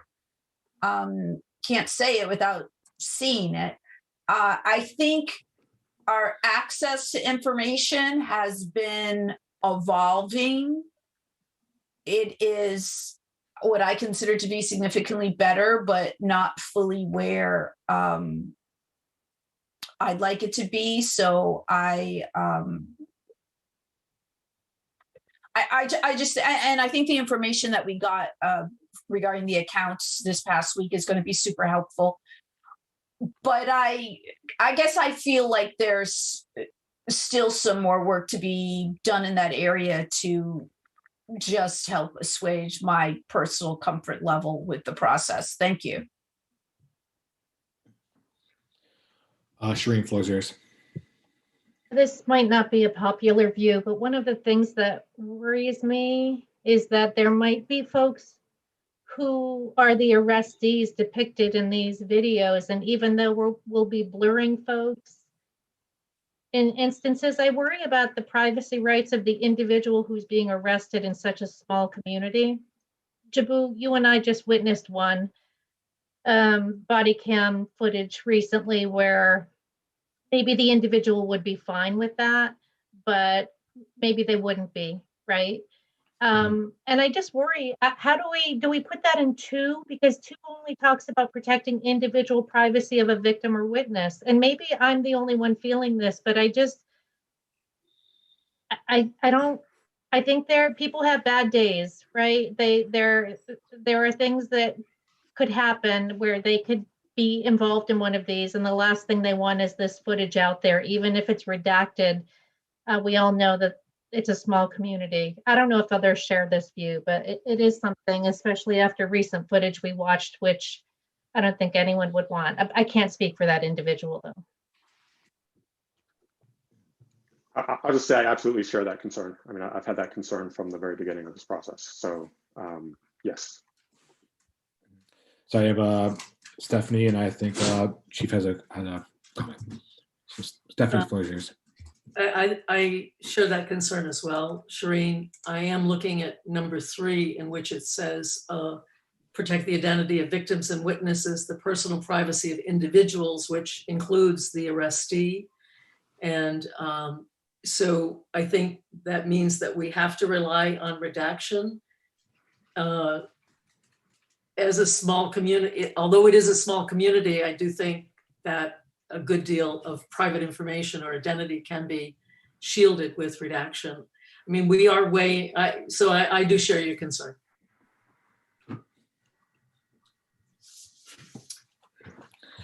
Landon. Hey, I was just wondering if maybe a clause could be put in that somebody within the video, maybe the arrestee could request, because there is a 30-day window, right? In that time, they could request that they do not want the video released. Would that be possible?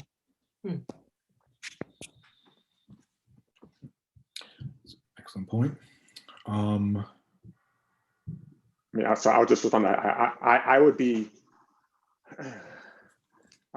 I think it ought not to be merely up to the individuals who are capturing the video to decide whether or not that particular policy applies to that video. The video is being released for the public interest. So I think that it's more important to have blanket protections of privacy rights as much as possible, which are applied to everyone in the videos, rather than allow kind of individual discretion about whether or not some video stays up or some video stays down. I also think that when you allow that kind of level of individual discretion, that's going to benefit some and harm others. So people might not be aware that they have the option. They might not, kind of be able to take certain steps. So I would prefer that those protections be applied uniformly to everyone, rather than have a kind of individual by individual decision making. That's just my view on that.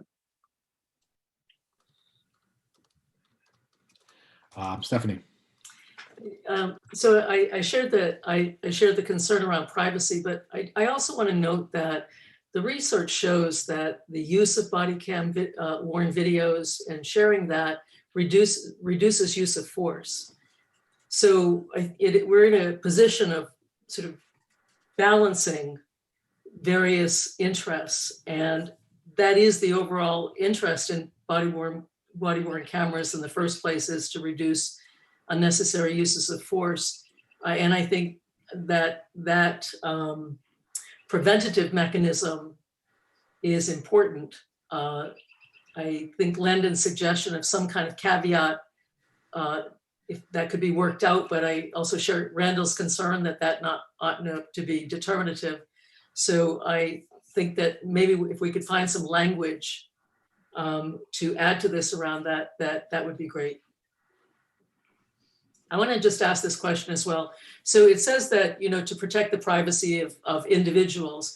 And I'm just wondering if legally, if an arrestee has a lawyer, would the lawyer be able to make a request that the video not be shared with the public? So in response to Randall's concern that perhaps the arrestee does not know that, it seems to me that they're all appointed lawyers. And so I wonder if that's an avenue for privacy protection.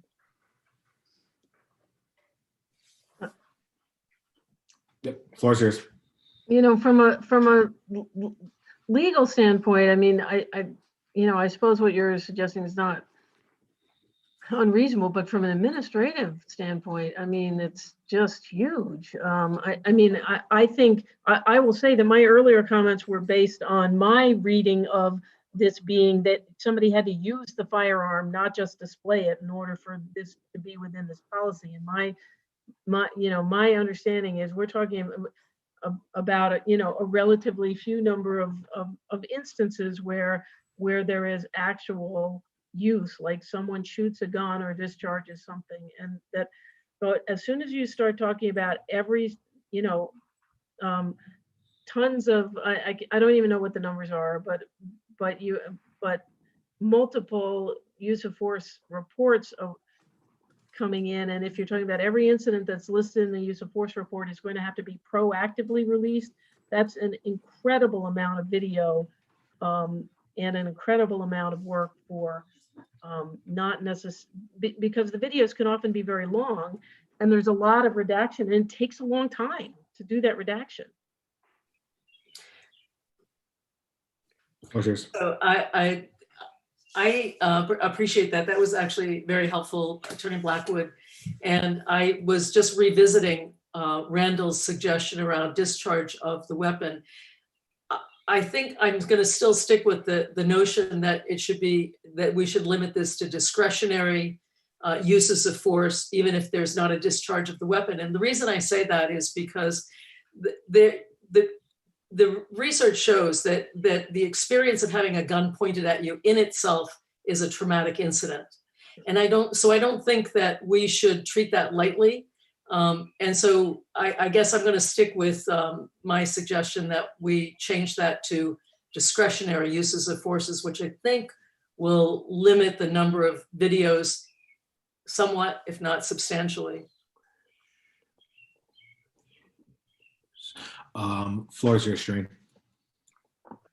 Stephanie, what if we were to have the discretionary notion be on firearms, but it's the use of the others, but a demonstration of a firearm is different. Do you distinguish, or like a baton, so that the showing of a baton, the showing of an aerosol agent or a CEW, and maybe we're not making it any easier doing that, Chief, because of the work that's involved. And I see DC Sullivan's raising his hand, but what do you think of that notion where a firearm is treated differently?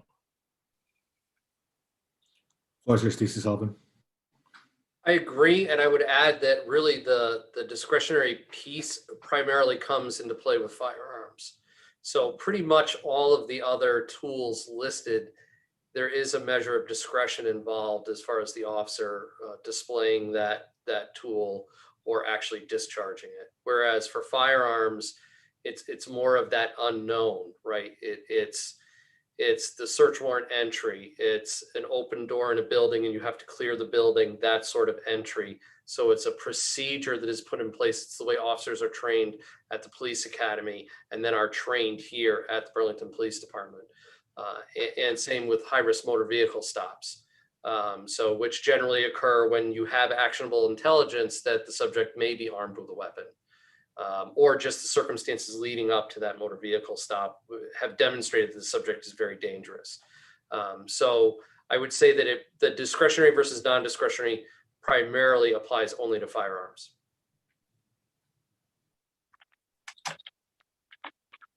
Floor is yours, Milo. Thank you. I'm still for including everything. So yeah, I'm still for including everything. And I do hear and I appreciate the concern that someone on one of their worst days may decide that that is not something that they want. And I believe that someone would have a right to request that. But in terms of trying to limit the amount of footage that could potentially be released, I think is defeating the purpose of the policy. Thank you.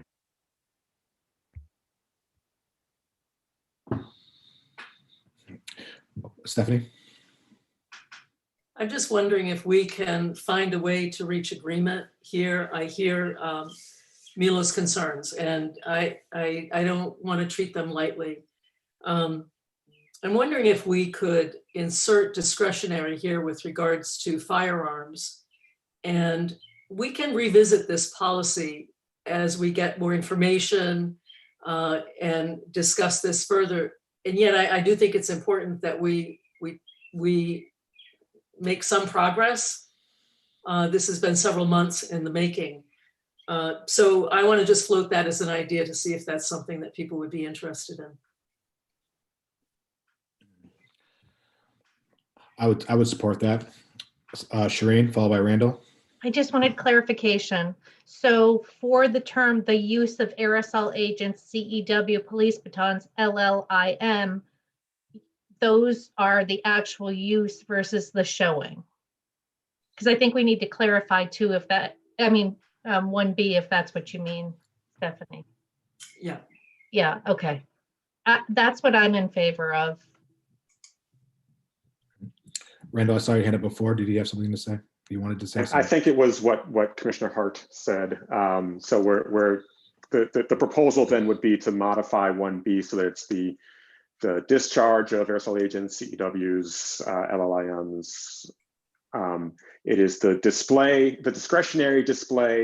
discretionary use, of firearms, and then or other lethal force, right? So that would be that would remain the same. Like, that's my understanding of what the proposal is right now. I just want to make sure that I'm. But should we, sorry to blurt, I blurted, sorry.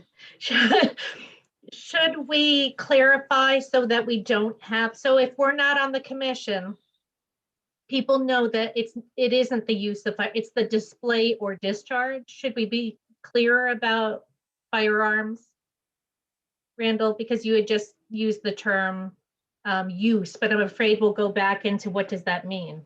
Right. Oh, again, so I mean, again, so I, like Attorney Blackwood, I think initially interpreted those phrases differently than they are being understood by the chiefs. I'm hearing the chiefs as saying that those phrases are kind of unambiguous within the department, how those would be interpreted. And given that I'm being told that they're unambiguously interpreted within the department, I think that it's not necessary to add that additional clarifier, but it wouldn't hurt. So, you know, I'd be in favor of it. Mhm. I blurted again, sorry. I'm gonna mute myself. Okay. So I'm hearing amending 1B to say discretionary uses of discretionary shows of the gun and actually using of the CW, all that stuff is. So that's what we're agreeing on. I'm hearing. Well, so nobody has yet made a motion, and it has not yet. I know that, but right, because obviously Commissioner Grant does not agree with that. But I would support that motion if it were made. Mm-hmm. Force back to you, Milo.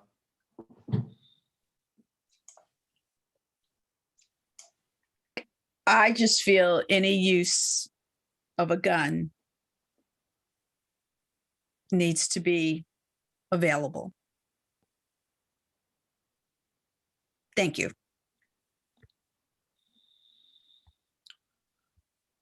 All right.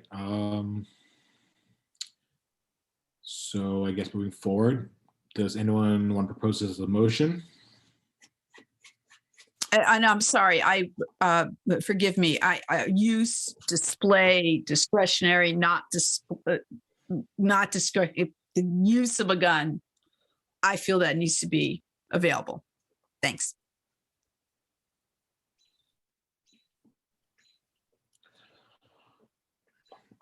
Okay, so I guess moving forward with this, if someone wanted to make a motion for those changes, to amend that, now would be the time. Because if not, I struggle with how to move forward with this. I will. So, Commissioner Seguino, do you want to make the motion, or would you like me to make the motion? Doesn't matter to me. How about, go ahead. If you have it, I wrote something, but if you've got it, just go ahead. Oh, I mean, mine was going to be completely, vague. I was just going to say, I move that we amend the body worn camera footage release policy in 1B to indicate that to refer to incidents of police force that involve the discharge of aerosol agents, CEWs. I assume that discharge for police baton is understood as the swinging of a baton, but if not or if there's another way of describing effective use of a police baton, discharge of LLIMs, discretionary use of firearms, which includes both display and discharge, and other cases of lethal force. So I'd propose amending 1B to reflect that. I move that we amend 1B to reflect that. I second that motion. Any discussion on this?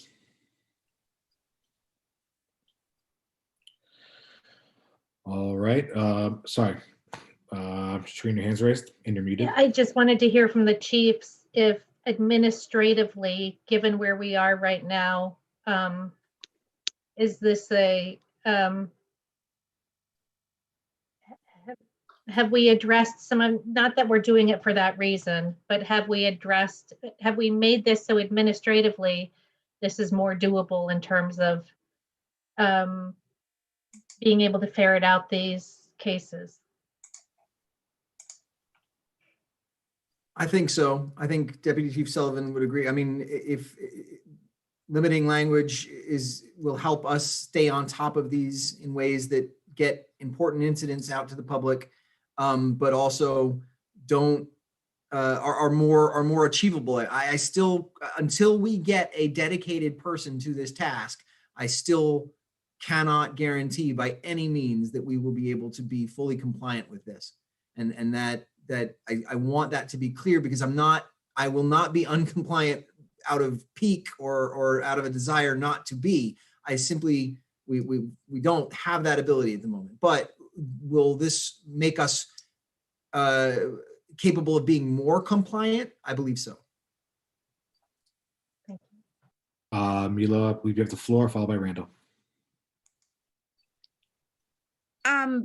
I'll cede to Randall right now. Sorry. Thank you.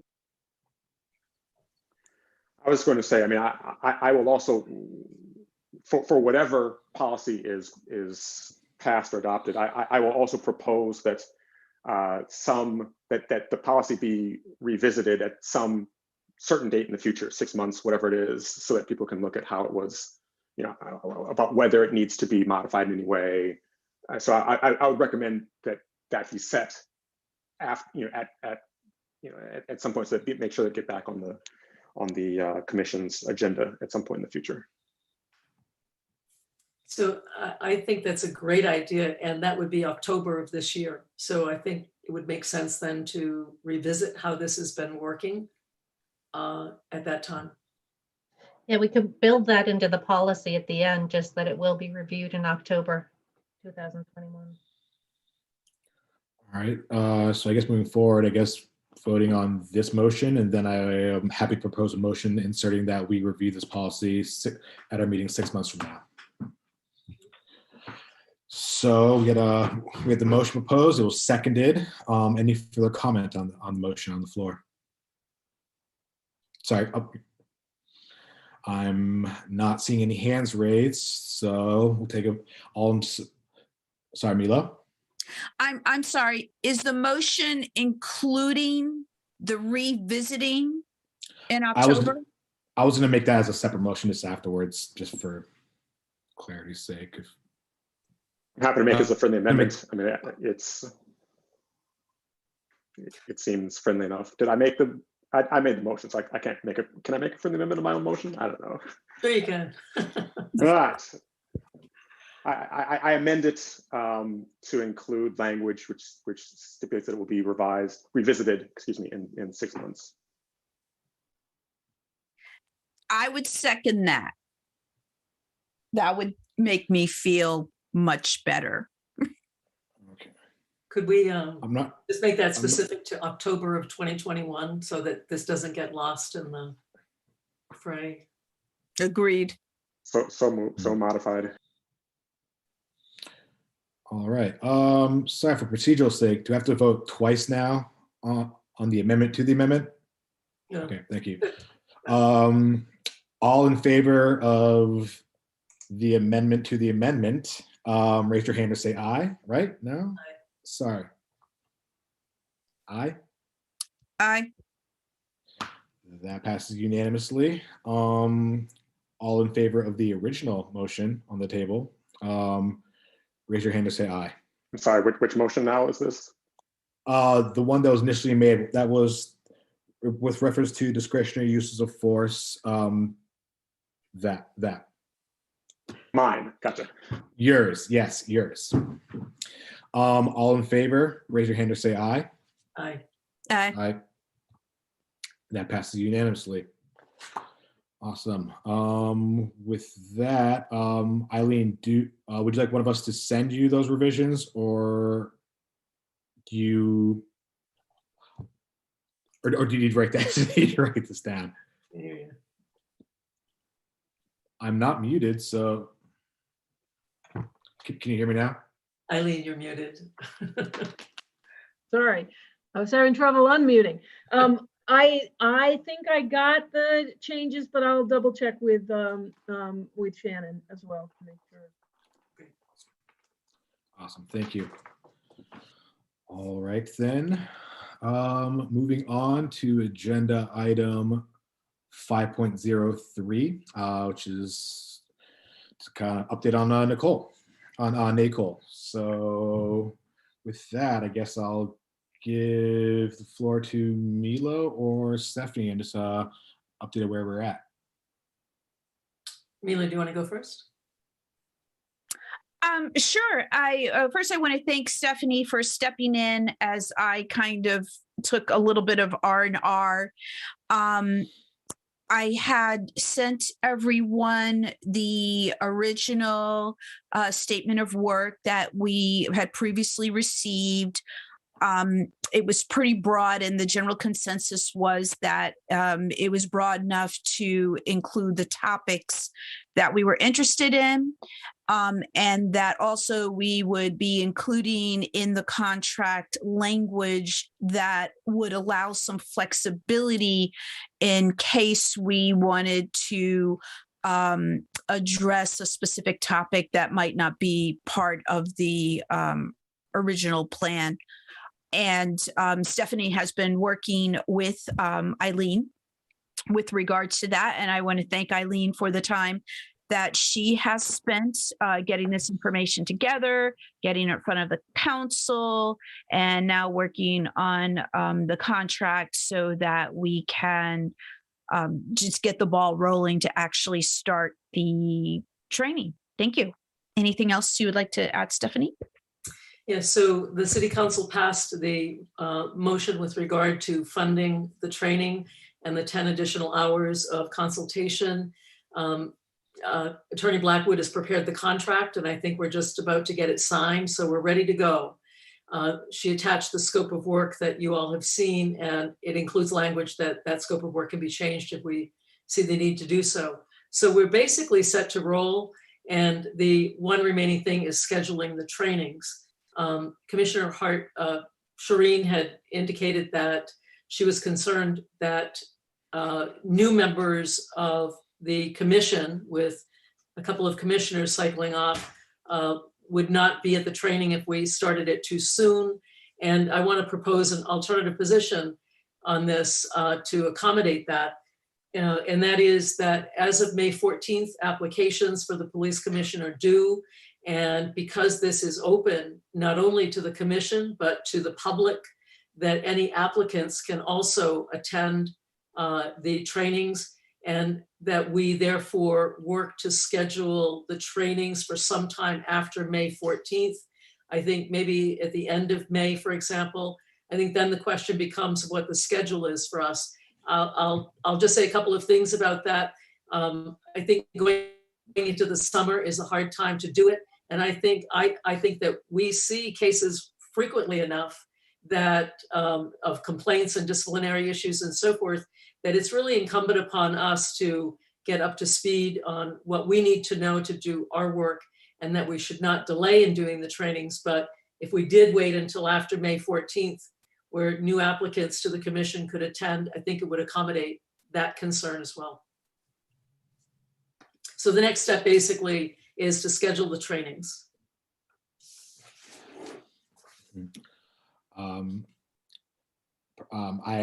I support that idea of holding trainings after the 14th, so anyone that applied could theoretically join this.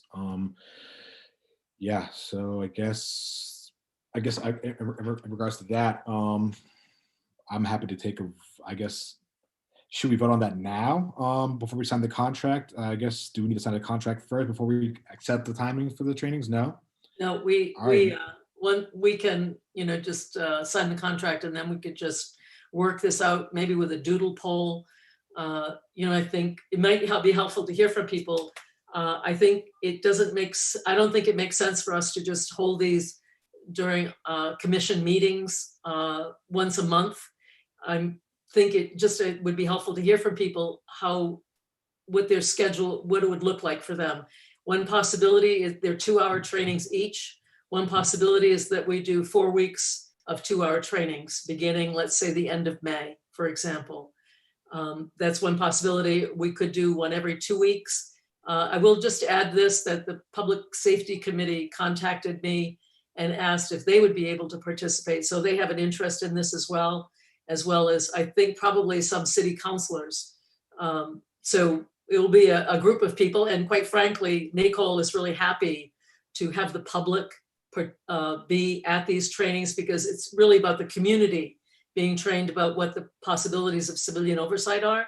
But I think it is the commission that is being trained, and so we would determine the schedule. So I think I would welcome hearing from people how rigorous a schedule they would be willing to have. I will just say this, that if we do it once a week for 4 weeks, we can avoid having to do this in July and August when it's hot. Shereen. Yeah, I want to thank you, Stephanie, for being flexible about scheduling it so we can have folks who are interested in the commission. And I am completely flexible in terms of, I would rather defer to other schedules in terms of, I can do weekends, I can do evenings, and I can just, I'll work around others. So it doesn't matter for me. This is a side question for Eileen. Seeing how it involved all the commissioners, do we have to worry about open meeting laws? Do we have to, I guess it's going to be in the public, but would a training would it require like public forum before the training, seeing how there's going to be a quorum of commissioners there? So because there will be a quorum, it will have to be noticed as a public meeting. You will have to have an agenda. And if there are members of the public who have something to comment on, they can, there is no action being taken, so there's nothing really for anybody to comment upon. So you don't have to have any kind of general public forum about that, but if members of the public are there and they have questions about something, I would suggest that you might want to ask NACOLE to build that in to the end of the training or something. And I guess my next question would be, could I schedule public forum, I guess, for like after, like say the meeting training's 2 hours, right? 6 to 8, and then at 8 p.m. sharp public forum, would that work? You certainly can if you want to include a public forum like that. As I said, Okay.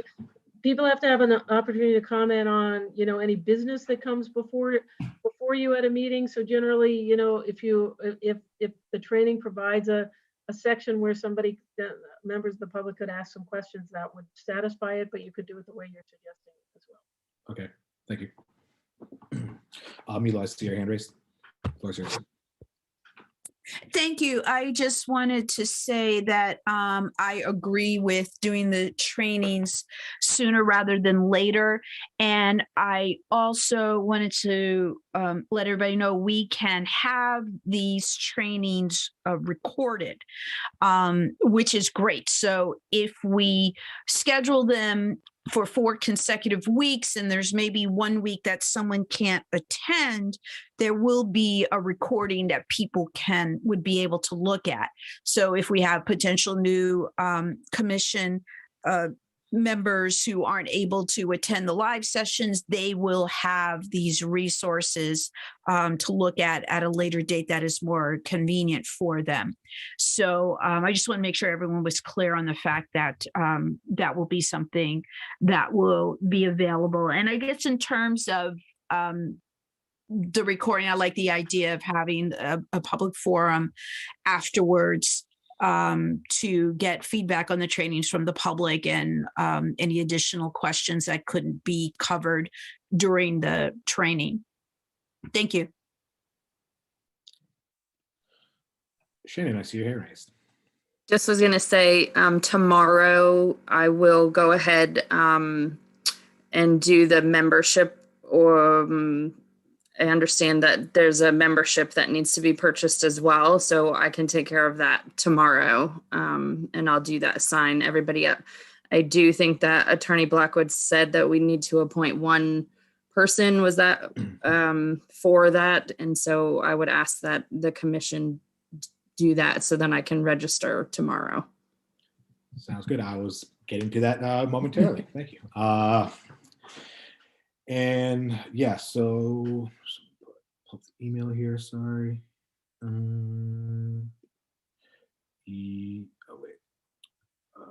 Sorry.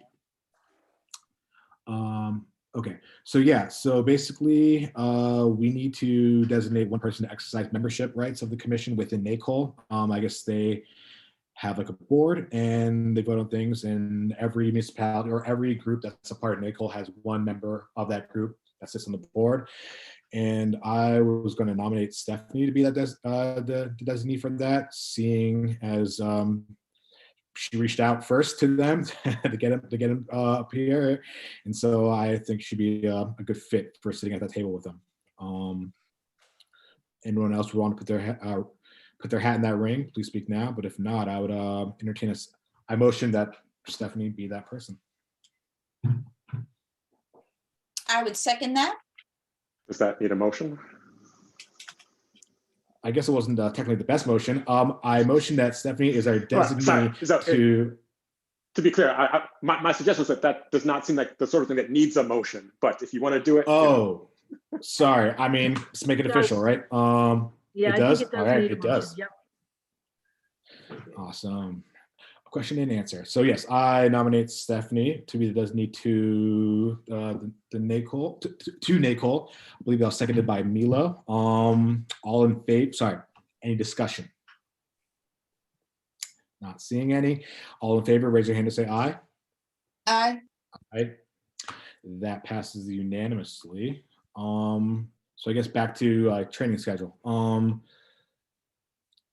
guess I'm happy to start it as soon as possible. I guess being like the 15th, moving on or something like that. But I think, yeah, reaching out to all the applicants once the 15th hits and it's officially closed. I think then we need to do the poll, all that stuff, just kind of figure out what goes on next. That's good. Do we need a motion for that, or I think just? I don't think so. I don't think so either. I just have one question for Attorney Blackwood.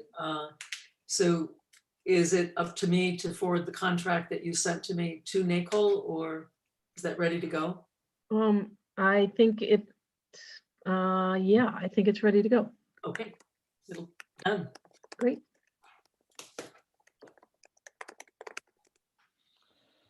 All right. I guess if there's any other discussion on NACOLE, I think this agenda item is done. All right, moving on then to agenda item 5.05, template for data reports. And I know, sorry, let's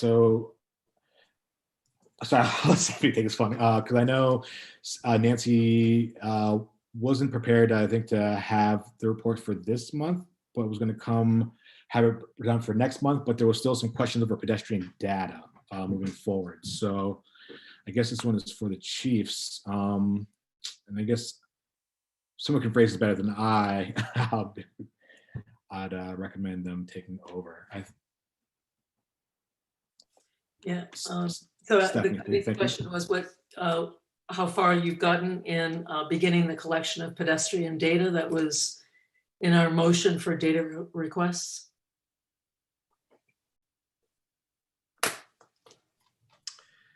We have a system in place to do that. I don't know that we have actually tried to pull that data. I have forwarded it to Nancy, so she is aware of what we did to attempt to immediately capture that data. And then my hope is that also transfers forward to the newer system, our newer CAD-RMS system that will be coming July 1st, is my understanding, that will be statewide. Great.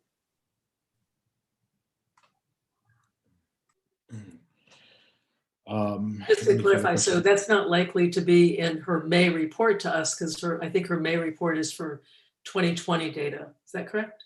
Okay. Yes, that is correct. I would have to look at it, but it was, I don't know, it was initiated by the Valcor programmers probably 2 months ago, maybe. Great. So, sorry, just clarify. Are you saying that then this pedestrian data will start being collected like in earnest then on July, like when this new system comes in, or? No, I'm just unfamiliar with the new system. I believe it should just be a newer version of what we currently have, and the idea to try to capture this data was to get something in the system as immediately as possible. So there's a Valcor program group, and they're the ones that really are the programmers that can modify certain aspects of the CAT RMS system to attempt to capture data. So once that was put in place, they explained what the method that they were going to allow certain fields to capture this sort of data. I then put that out to the police department so that all the staff was aware that we wanted to capture this. But again, it's gonna be dependent on good data being input into the system. And as I mentioned in my chief's remarks, that is something that we're undertaking some internal quality control measures to ensure that we're getting good data. This is a this is a box that says it's an incident code for field detention. So it's an extra thing that an officer has to check when those kinds of incidents occur, and they occur very rarely. But when we have a field detention, it's going to be up to the officer to actually insert that when he or she is filling out the data. It's been live for, as DC Sullivan says, a short period of time. We're certainly not going to have comprehensive annual data, even in next year's report, simply because we missed the first couple months. And there's also going to be an adoption period. Anytime a department unveils a new sort of method of capturing data, there's usually a year or two where you're sort of having some kind of learning curve. But it's there now, and we'll be able to ascertain when those incidents occur. And as part of the quality control measures that we're going to be talking about, it will be one of the things we mention as a supervisory responsibility, that if a supervisor sees this incident and says that's got the hallmarks of a field detention, why is field detention not checked? That supervisor will go back to the officer in question and say, I'm not approving this until you check this, or check it him or herself if the supervisor is quite clear that there was in fact a field detention. Regardless, that'll be a component of this. We're looking at, Nancy's work is really great, and we're eager to see that come out for the 2020 report. That is it released in 2021, but covering the year of 2020 for all of the 3 current major categories that we're dealing with: traffic stops, arrests, and uses of force. This will be a new component of those. But we want that data to be accurate, and to the degree there are inaccuracies in it, it's not Nancy's fault. It is the fault of the entry and the way in which the system processes it. So we are, as any data intensive entity, is beholden to the premise of GIGO, of garbage in, garbage out. And if we are putting in erroneous data or incomplete data, that's what we get. So we're working on that right now. It's a topic of concern, or rather of focus amongst the deputy chiefs and myself, and it will be a component of some leadership meetings going forward. But the actual specific tool that you're talking about is a tab for field detention that does now exist, but I don't know what we've got with regard to data about it. Thank you. Stephanie, the floor is yours. This reminded me of something, Chief Murad. I just saw an RFP that's coming from the state to hire someone to train police officers in the state on data collection, traffic data collection. And I just wondered if you knew about that. I wondered if that was an initiative of Mike Sherling to support local police departments in data quality and traffic data, because there are, a lot of concerns around a number of agencies. Just wondering if you were familiar with that. No? I'm not familiar with it. I don't know. I'm not familiar with it. Okay, thanks.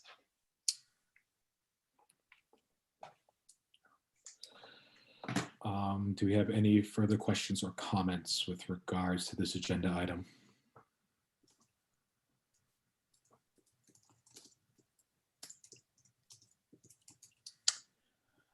I'm not seeing or hearing any. So with that, we shall move on to agenda item 5.06, which is the use of force incident report. And with that, I'll give it back to the chiefs. So I apologize in that I did not author this report. DC Lebrecht did. I have not had a ton of time to go over it. It is very extensive. So I don't know, as Chief Murad previously mentioned, if you would like me to work my way through this, I'm more than happy to do that for the commission. I'm also more than happy to email it to you if you would prefer to receive it in that form. But it's entirely up to you.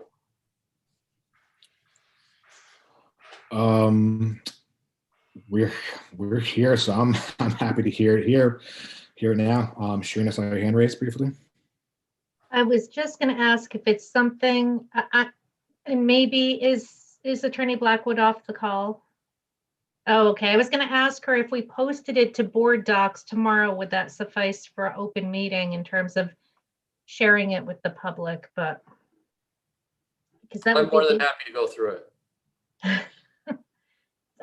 I would be fine with posting it, and we could all ask questions next month. But if anyone wants to go through it, I would defer to them.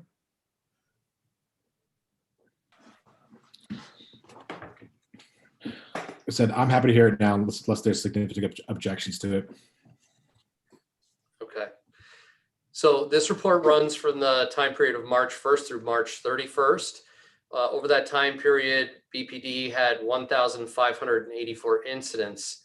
There were, out of those incidents, 16 involving use of force.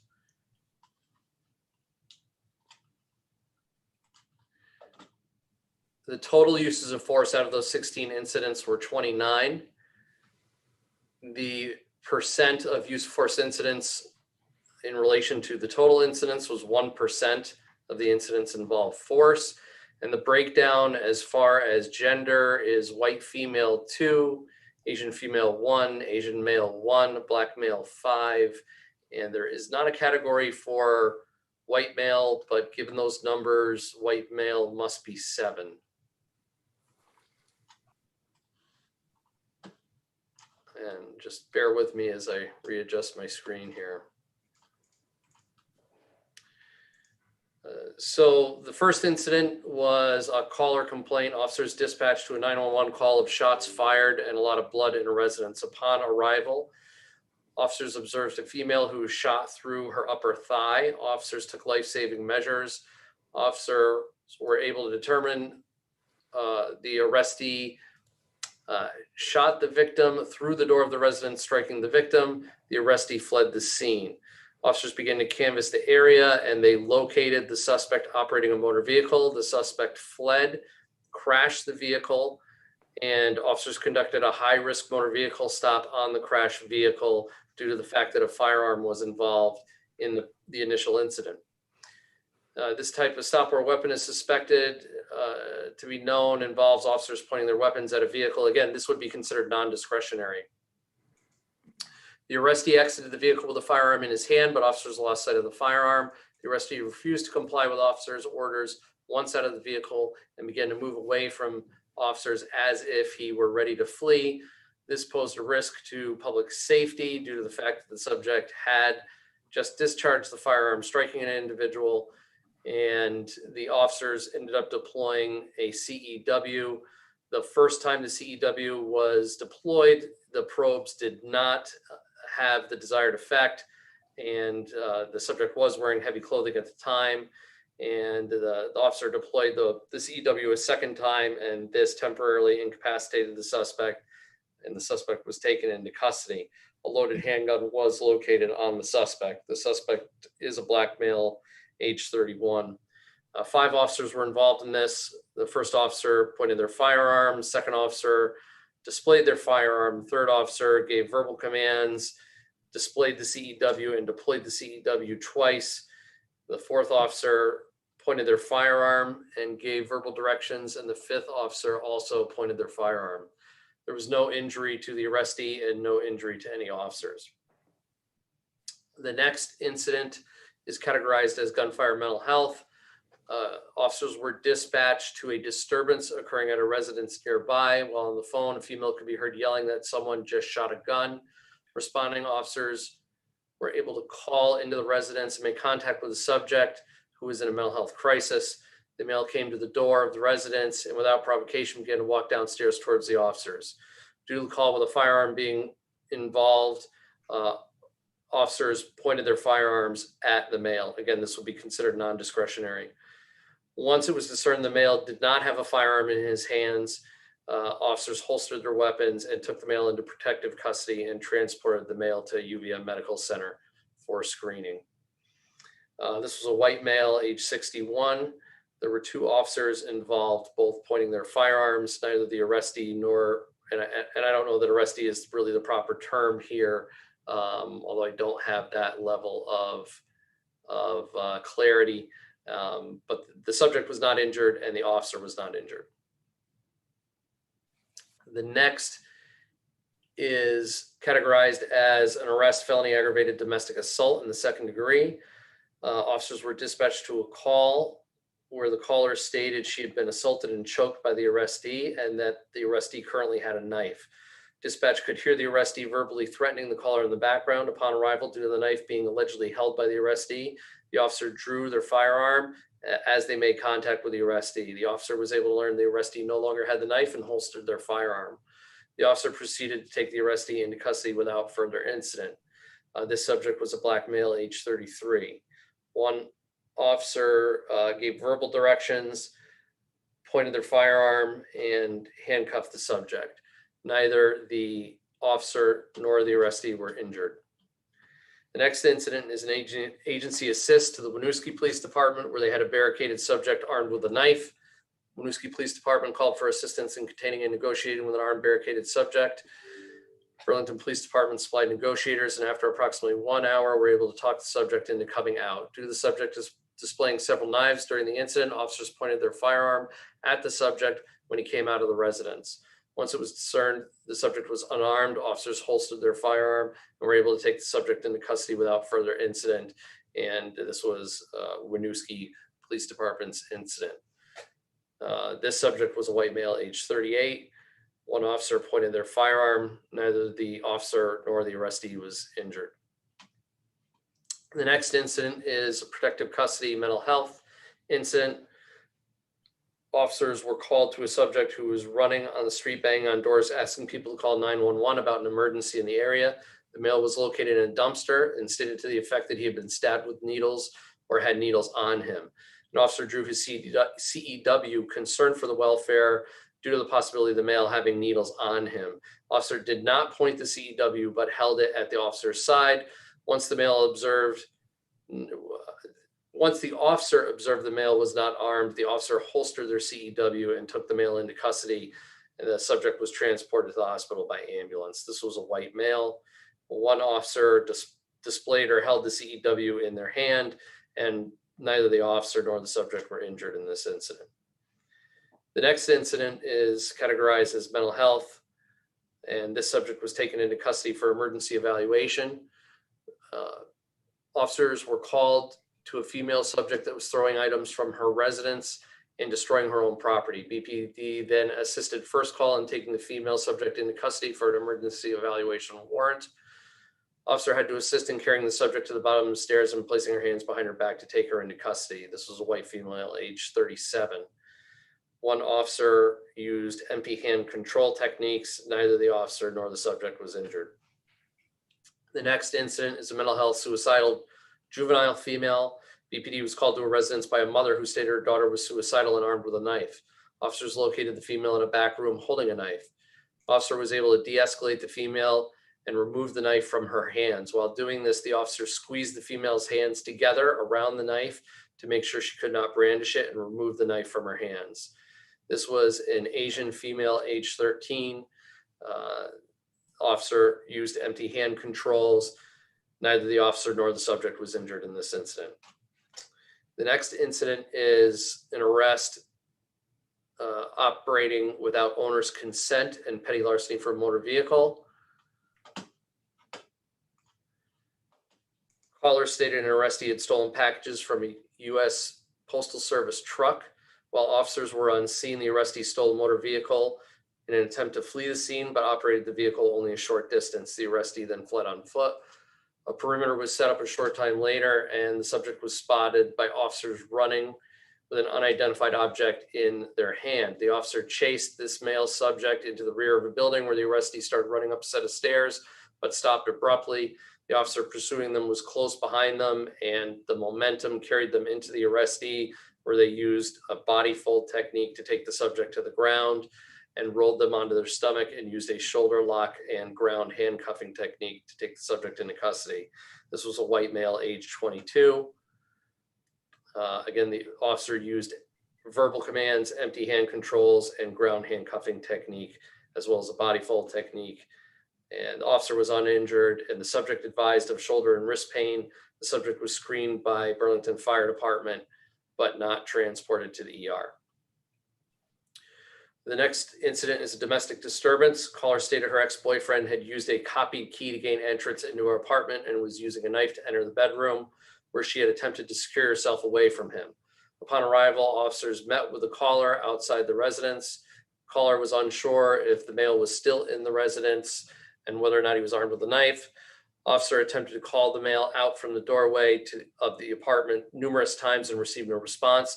The officers made entry. Due to the allegation of a knife, officers used a shield, with one officer armed with a CEW, and per training, one officer had their firearm out for lethal cover. As officers began to clear the apartment, they located the male in a back bedroom. They called out to the male, who complied with commands and was taken into custody without incident. Further investigation, officers found that the female had fabricated the entire story. The subject who had the firearm pointed at him and who the allegations were made against him was a black male, age 25. There were 3 officers involved in this incident. One officer actively pointed their firearm, one officer displayed their firearm, and a third officer displayed the CEW and gave verbal commands. No one was injured in that incident. The next incident is an arrest, misdemeanor disorderly conduct. While attempting to locate a male for a welfare check, the arrestee, girlfriend of the male, attempted to assault a male friend of the missing male. An officer on scene used compliant armed escort and then compliant handcuffing to take her into custody. This was a white female, age 36. One officer used empty hand controls and verbal commands. Neither the officer nor the subject was injured. The next incident is a mental health, taken into custody for emergency evaluation.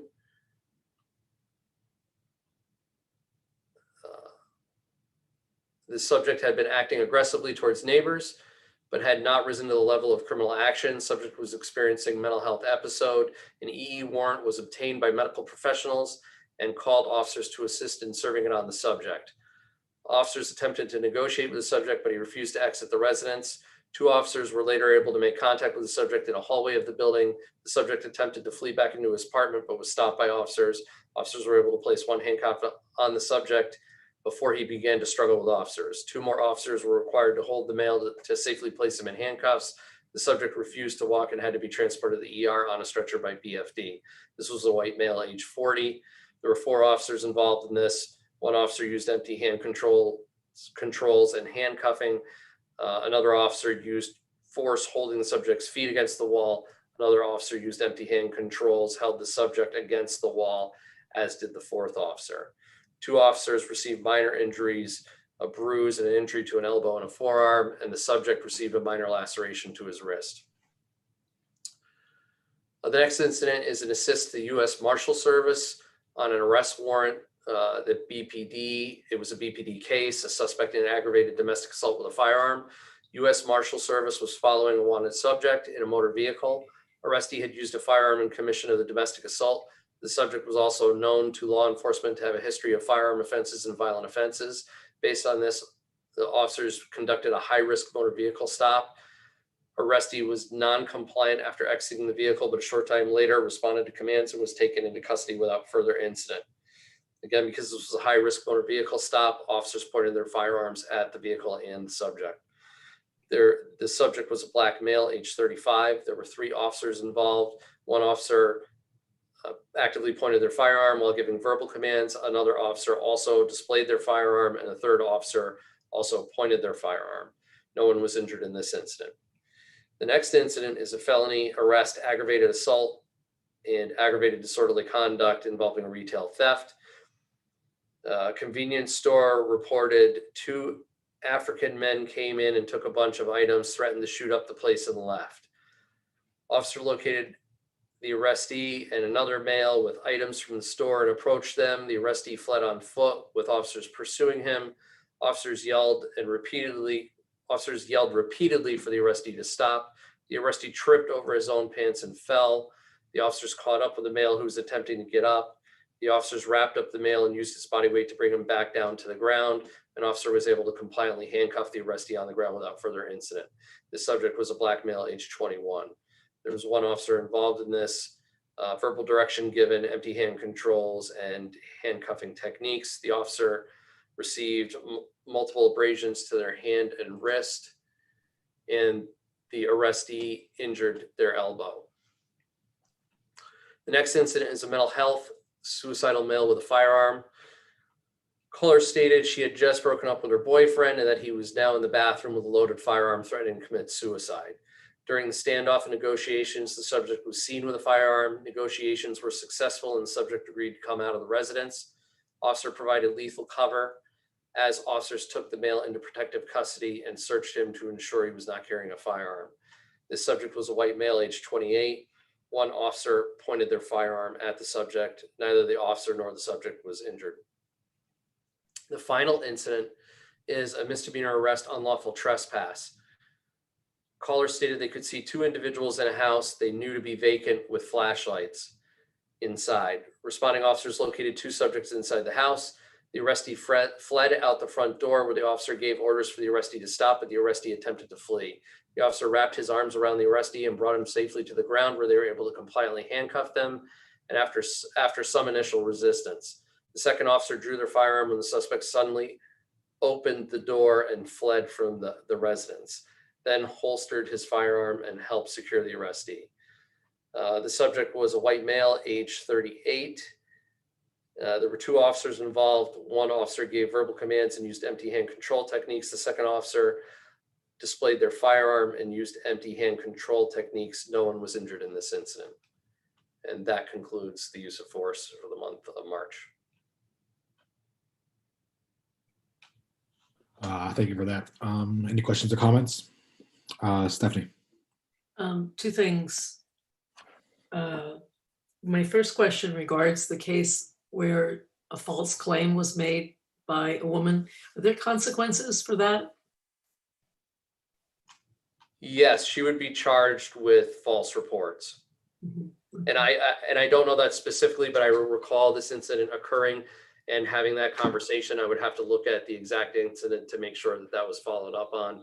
But there are certainly consequences to making false allegations like that. So I'd like to be clear that there was a plethora of evidence at the scene, and there was another individual present who made it clear that her false reports were recanting reports that she had made honestly.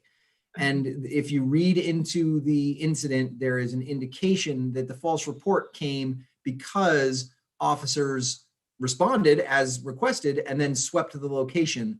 And I think there was a sense of concern that sweeping the location was actually going to result in an apprehension, and that included a recantation, and then officers were and an insistence that the individual was no longer there. At which point, officers actually located the individual there. Got it. Thanks. My other question, really comment, is the following. I think it would be very helpful to see a written report.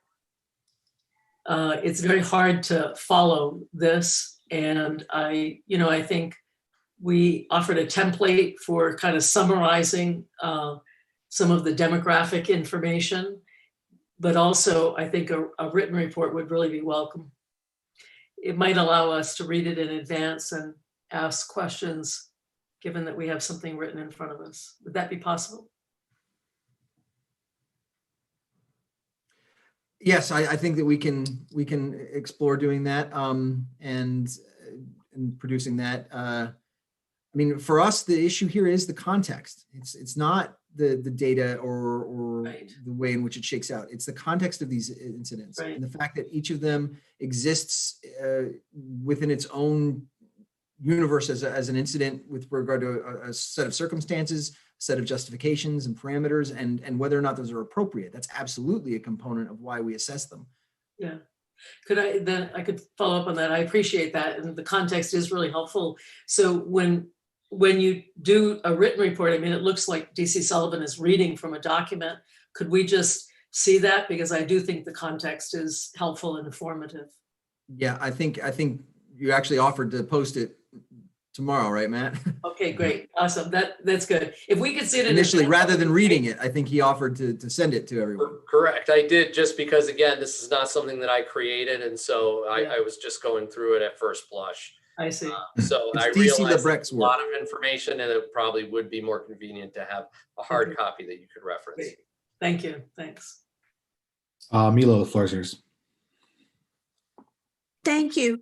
So I also like the idea of having a copy emailed to us, also posted to board docs. And I do also, I wouldn't want to replace having the information read during our meetings, because I think it's important. I think we have a lot of people in our community who don't have a full understanding of the different situations that the police officers encounter. So I think having it available to continue to be read during the meetings, and then also to be added to board doc, is, I think, a crucial piece of community education. Thank you.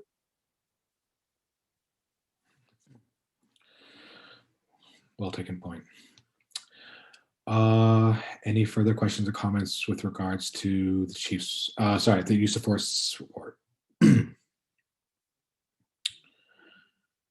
I am not seeing or hearing any, which moves us on to agenda item 6.01, which is commendations that have been received. And for that, I'll give it to Shannon. So I do have two gentlemen called and left me a voicemail thanking one of our corporals, saying that he was very courteous and helpful, and that he very much appreciated the officer's help in returning his mountain bike that was stolen. It had significant meaning to him, as his father had given it to him.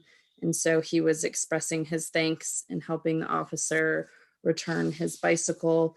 This second commendation involves several officers over two different incidences. The father wrote in to say that he appreciated how the officers responded to a scene. His son suffers from epilepsy and had a severe car crash. This was back in 2019, he reports, but that the officers had secured his personal items during that first initial crash. The father stated then that they were concerned and had bought his son a bicycle, who unfortunately suffered another epileptic seizure on his bicycle and had to be taken to the hospital for medical attention. But that once again, the officers secured the bike and all of his personal belongings, and that they were returned to him when he was cleared from the hospital after his injuries.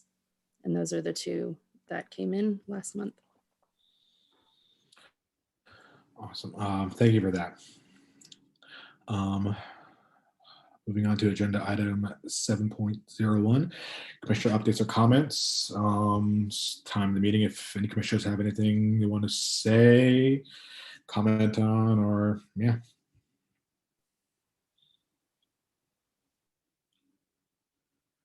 I'm not seeing or hearing anything. Hi, I'm sorry. This is Milo. I was slow to hit unmute. I have quite all right. a question. Question for the chief. Going back to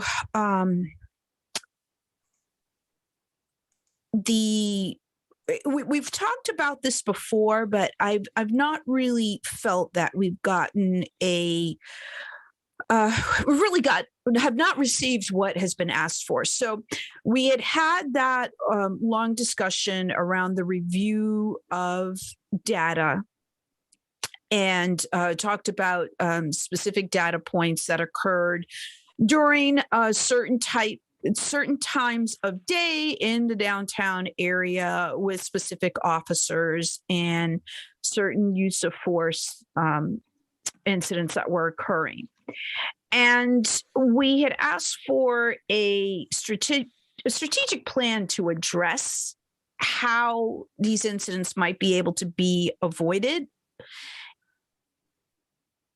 But we got something else, which was kind of a long-term overall plan, but not a specific, once again, going back to a strategic plan to address that particular data point. And it's really on my mind a lot because as we see, I was just reading today, like UVM is doing a big Johnson & Johnson push for the students to get their vaccines. You know, we're easing up on restrictions as more people get vaccinated. And just from your own words earlier about, expecting an increase in incidents, we're going to look at the downtown activity starting to increase again. So it would seem to me that it would be really important to take a look at that, right? So I just wanted to bring that up again, ask you to look at that information again and, see if you come up with a plan to address that. And I also think that it is something on the mind of the community. I was listening and participating in the town hall last night, and there was some interesting things that came up related to, someone talked about a feeling of needing specific trainer for, staff in the restaurants and the bars downtown, that maybe we, they get a lot of training with regards to liquor laws and guidelines and things like that, but additional training to assist with interactions that, can turn into fights within the bars, outside of the bars. I mean, the officers who work the downtown corridor certainly have experience. And I'm sure if you ask officers which bars do they think things, tend to happen the most, they're going to be able to say off the top of their head, oh yeah, this bar during around this time is where we're going to have problems, right? So what can be done to attack that particular data point? So I'd really like you to think about that, and I'd really like you to come forth with a plan to address it. Thank you. DC Sullivan, I see your hand raised. The floor is yours. Yeah, I just wanted to add and share, I know you're probably familiar with this from working downtown, that BPD has, in collaboration with DLC, given cabaret training to bar staff for many, many years. And the BPD specific portion, a lot of that is how to deal with problem patrons, and then what the expectations are of the police department as far as calling in incidents, and then what staff should do to avoid escalating situations. But that's been going on for many, many years. Is there anything, so that's good to hear. Is there anything in terms of that current training? And actually, let me ask, if I may, Chairman, have you had that training? In your other life? My past life, I'm hoping to go back to very soon. If I recall, I think we did something in 2012. It was so long ago though, that I can't really recall it, but it was in 2012 we last did something. I do remember about 2 to 3 years ago, maybe even 4 years ago now. It would have been back when Councilor Roof was on the city council, but they did a bystander intervention training type thing with a couple of the bar with that. It was offered to all bars. Only 2 showed up. Our bar, us being one of them. So there is things out there. I don't know, but I think it's not mandatory. So it's like it's if your bosses want to do it. And so yeah, I hope that answers your question. But yeah, I did that, but it was, God, 8 or 9 years ago. Okay, so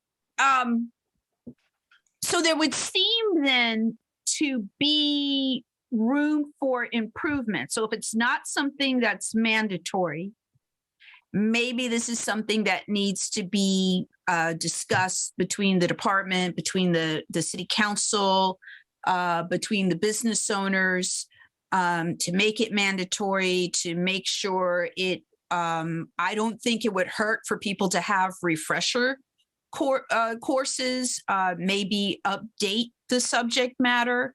So there seems to be, just on this brief interaction, possible room for improvement with regards to that. And then that can certainly be something that's added in community engagement so that the public knows what's happening. And then what additional, it's so hard because I haven't been on campus in a while. I generally, when things are quote unquote normal, I'm on campus and I see a lot of things that the students are exposed to in terms of targeting them for education, in terms of living in the community, when they go off campus, you know, what additionally can be done to educate them, right? What can the universities do to really make students aware? Because people have really felt, I mean, we all know, we've all felt it this way, you know, everyone, when people are, I mean, just that day on North Beach where just everybody went crazy for a minute. Well, as they all get vaccinated, as everything's allowed to stay open later, there's going to be issues that we'll have to deal with. And I think that being proactive with education, maybe asking the schools to do a little bit more, and then maybe engaging the businesses downtown a little bit more would be helpful. But yeah, to really take a look at that. How often is it offered? Is it mandatory?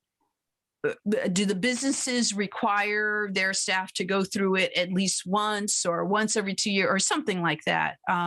Thank you.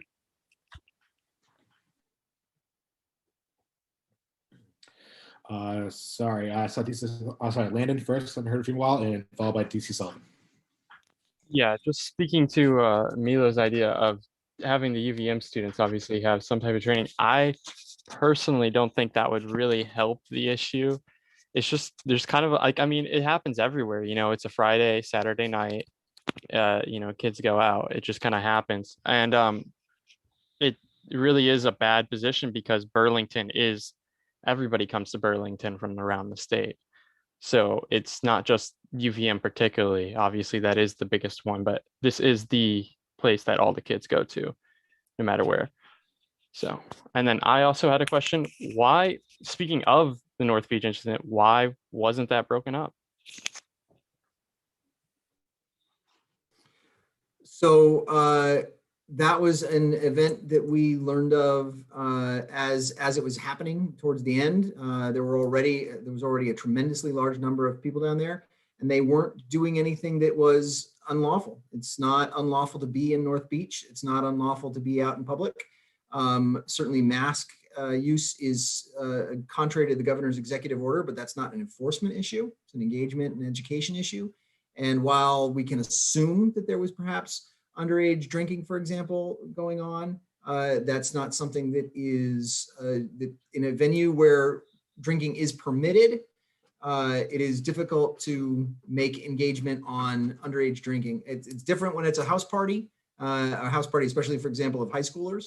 But in an open air environment where drinking is permitted, as it is at North Beach, that makes it a more complicated factor. But generally, it had to do with the fact that there were well over 1,000 people there prior to it coming to the awareness of law enforcement. I know Sullivan, DC Sullivan had a response to me though, but I just wanted to say something real quick. I mean, a while ago, if you had a single fire on the beach, that was broken up by the police. And considering that there was videos of a fight pit and other things going on, speaking as a youth and somebody who is very connected to both the VHS and the UVM community, a lot of kids are very angry because it's putting my graduation and others on the line because it's just not being enforced. And UVM doesn't have the reach on the beach, so who does? And I'm pretty sure it was the police. So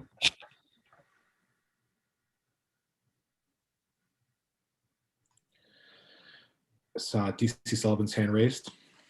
Yes, no, I just wanted to comment. Commissioner Grant had a great idea as far as mandating ongoing training. I believe that it is a single requirement that DLC has, that whenever anybody works in bars, they need to go through that training preliminarily. And so that training is offered in conjunction with DLC to try to capture as many of the bar staff as possible.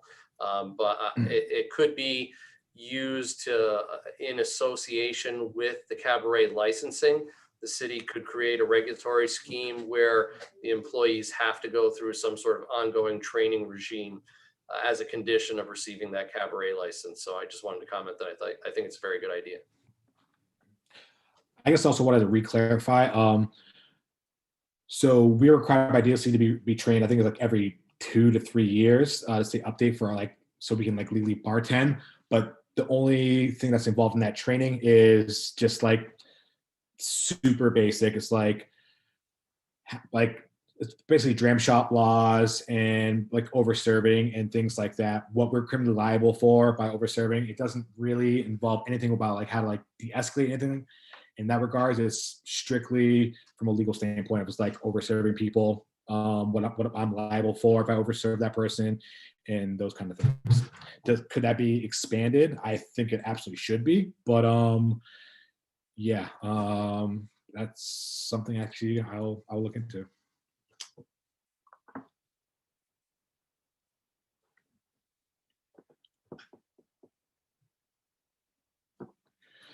Any further questions or comments for this agenda item, which is commissioner questions or comments?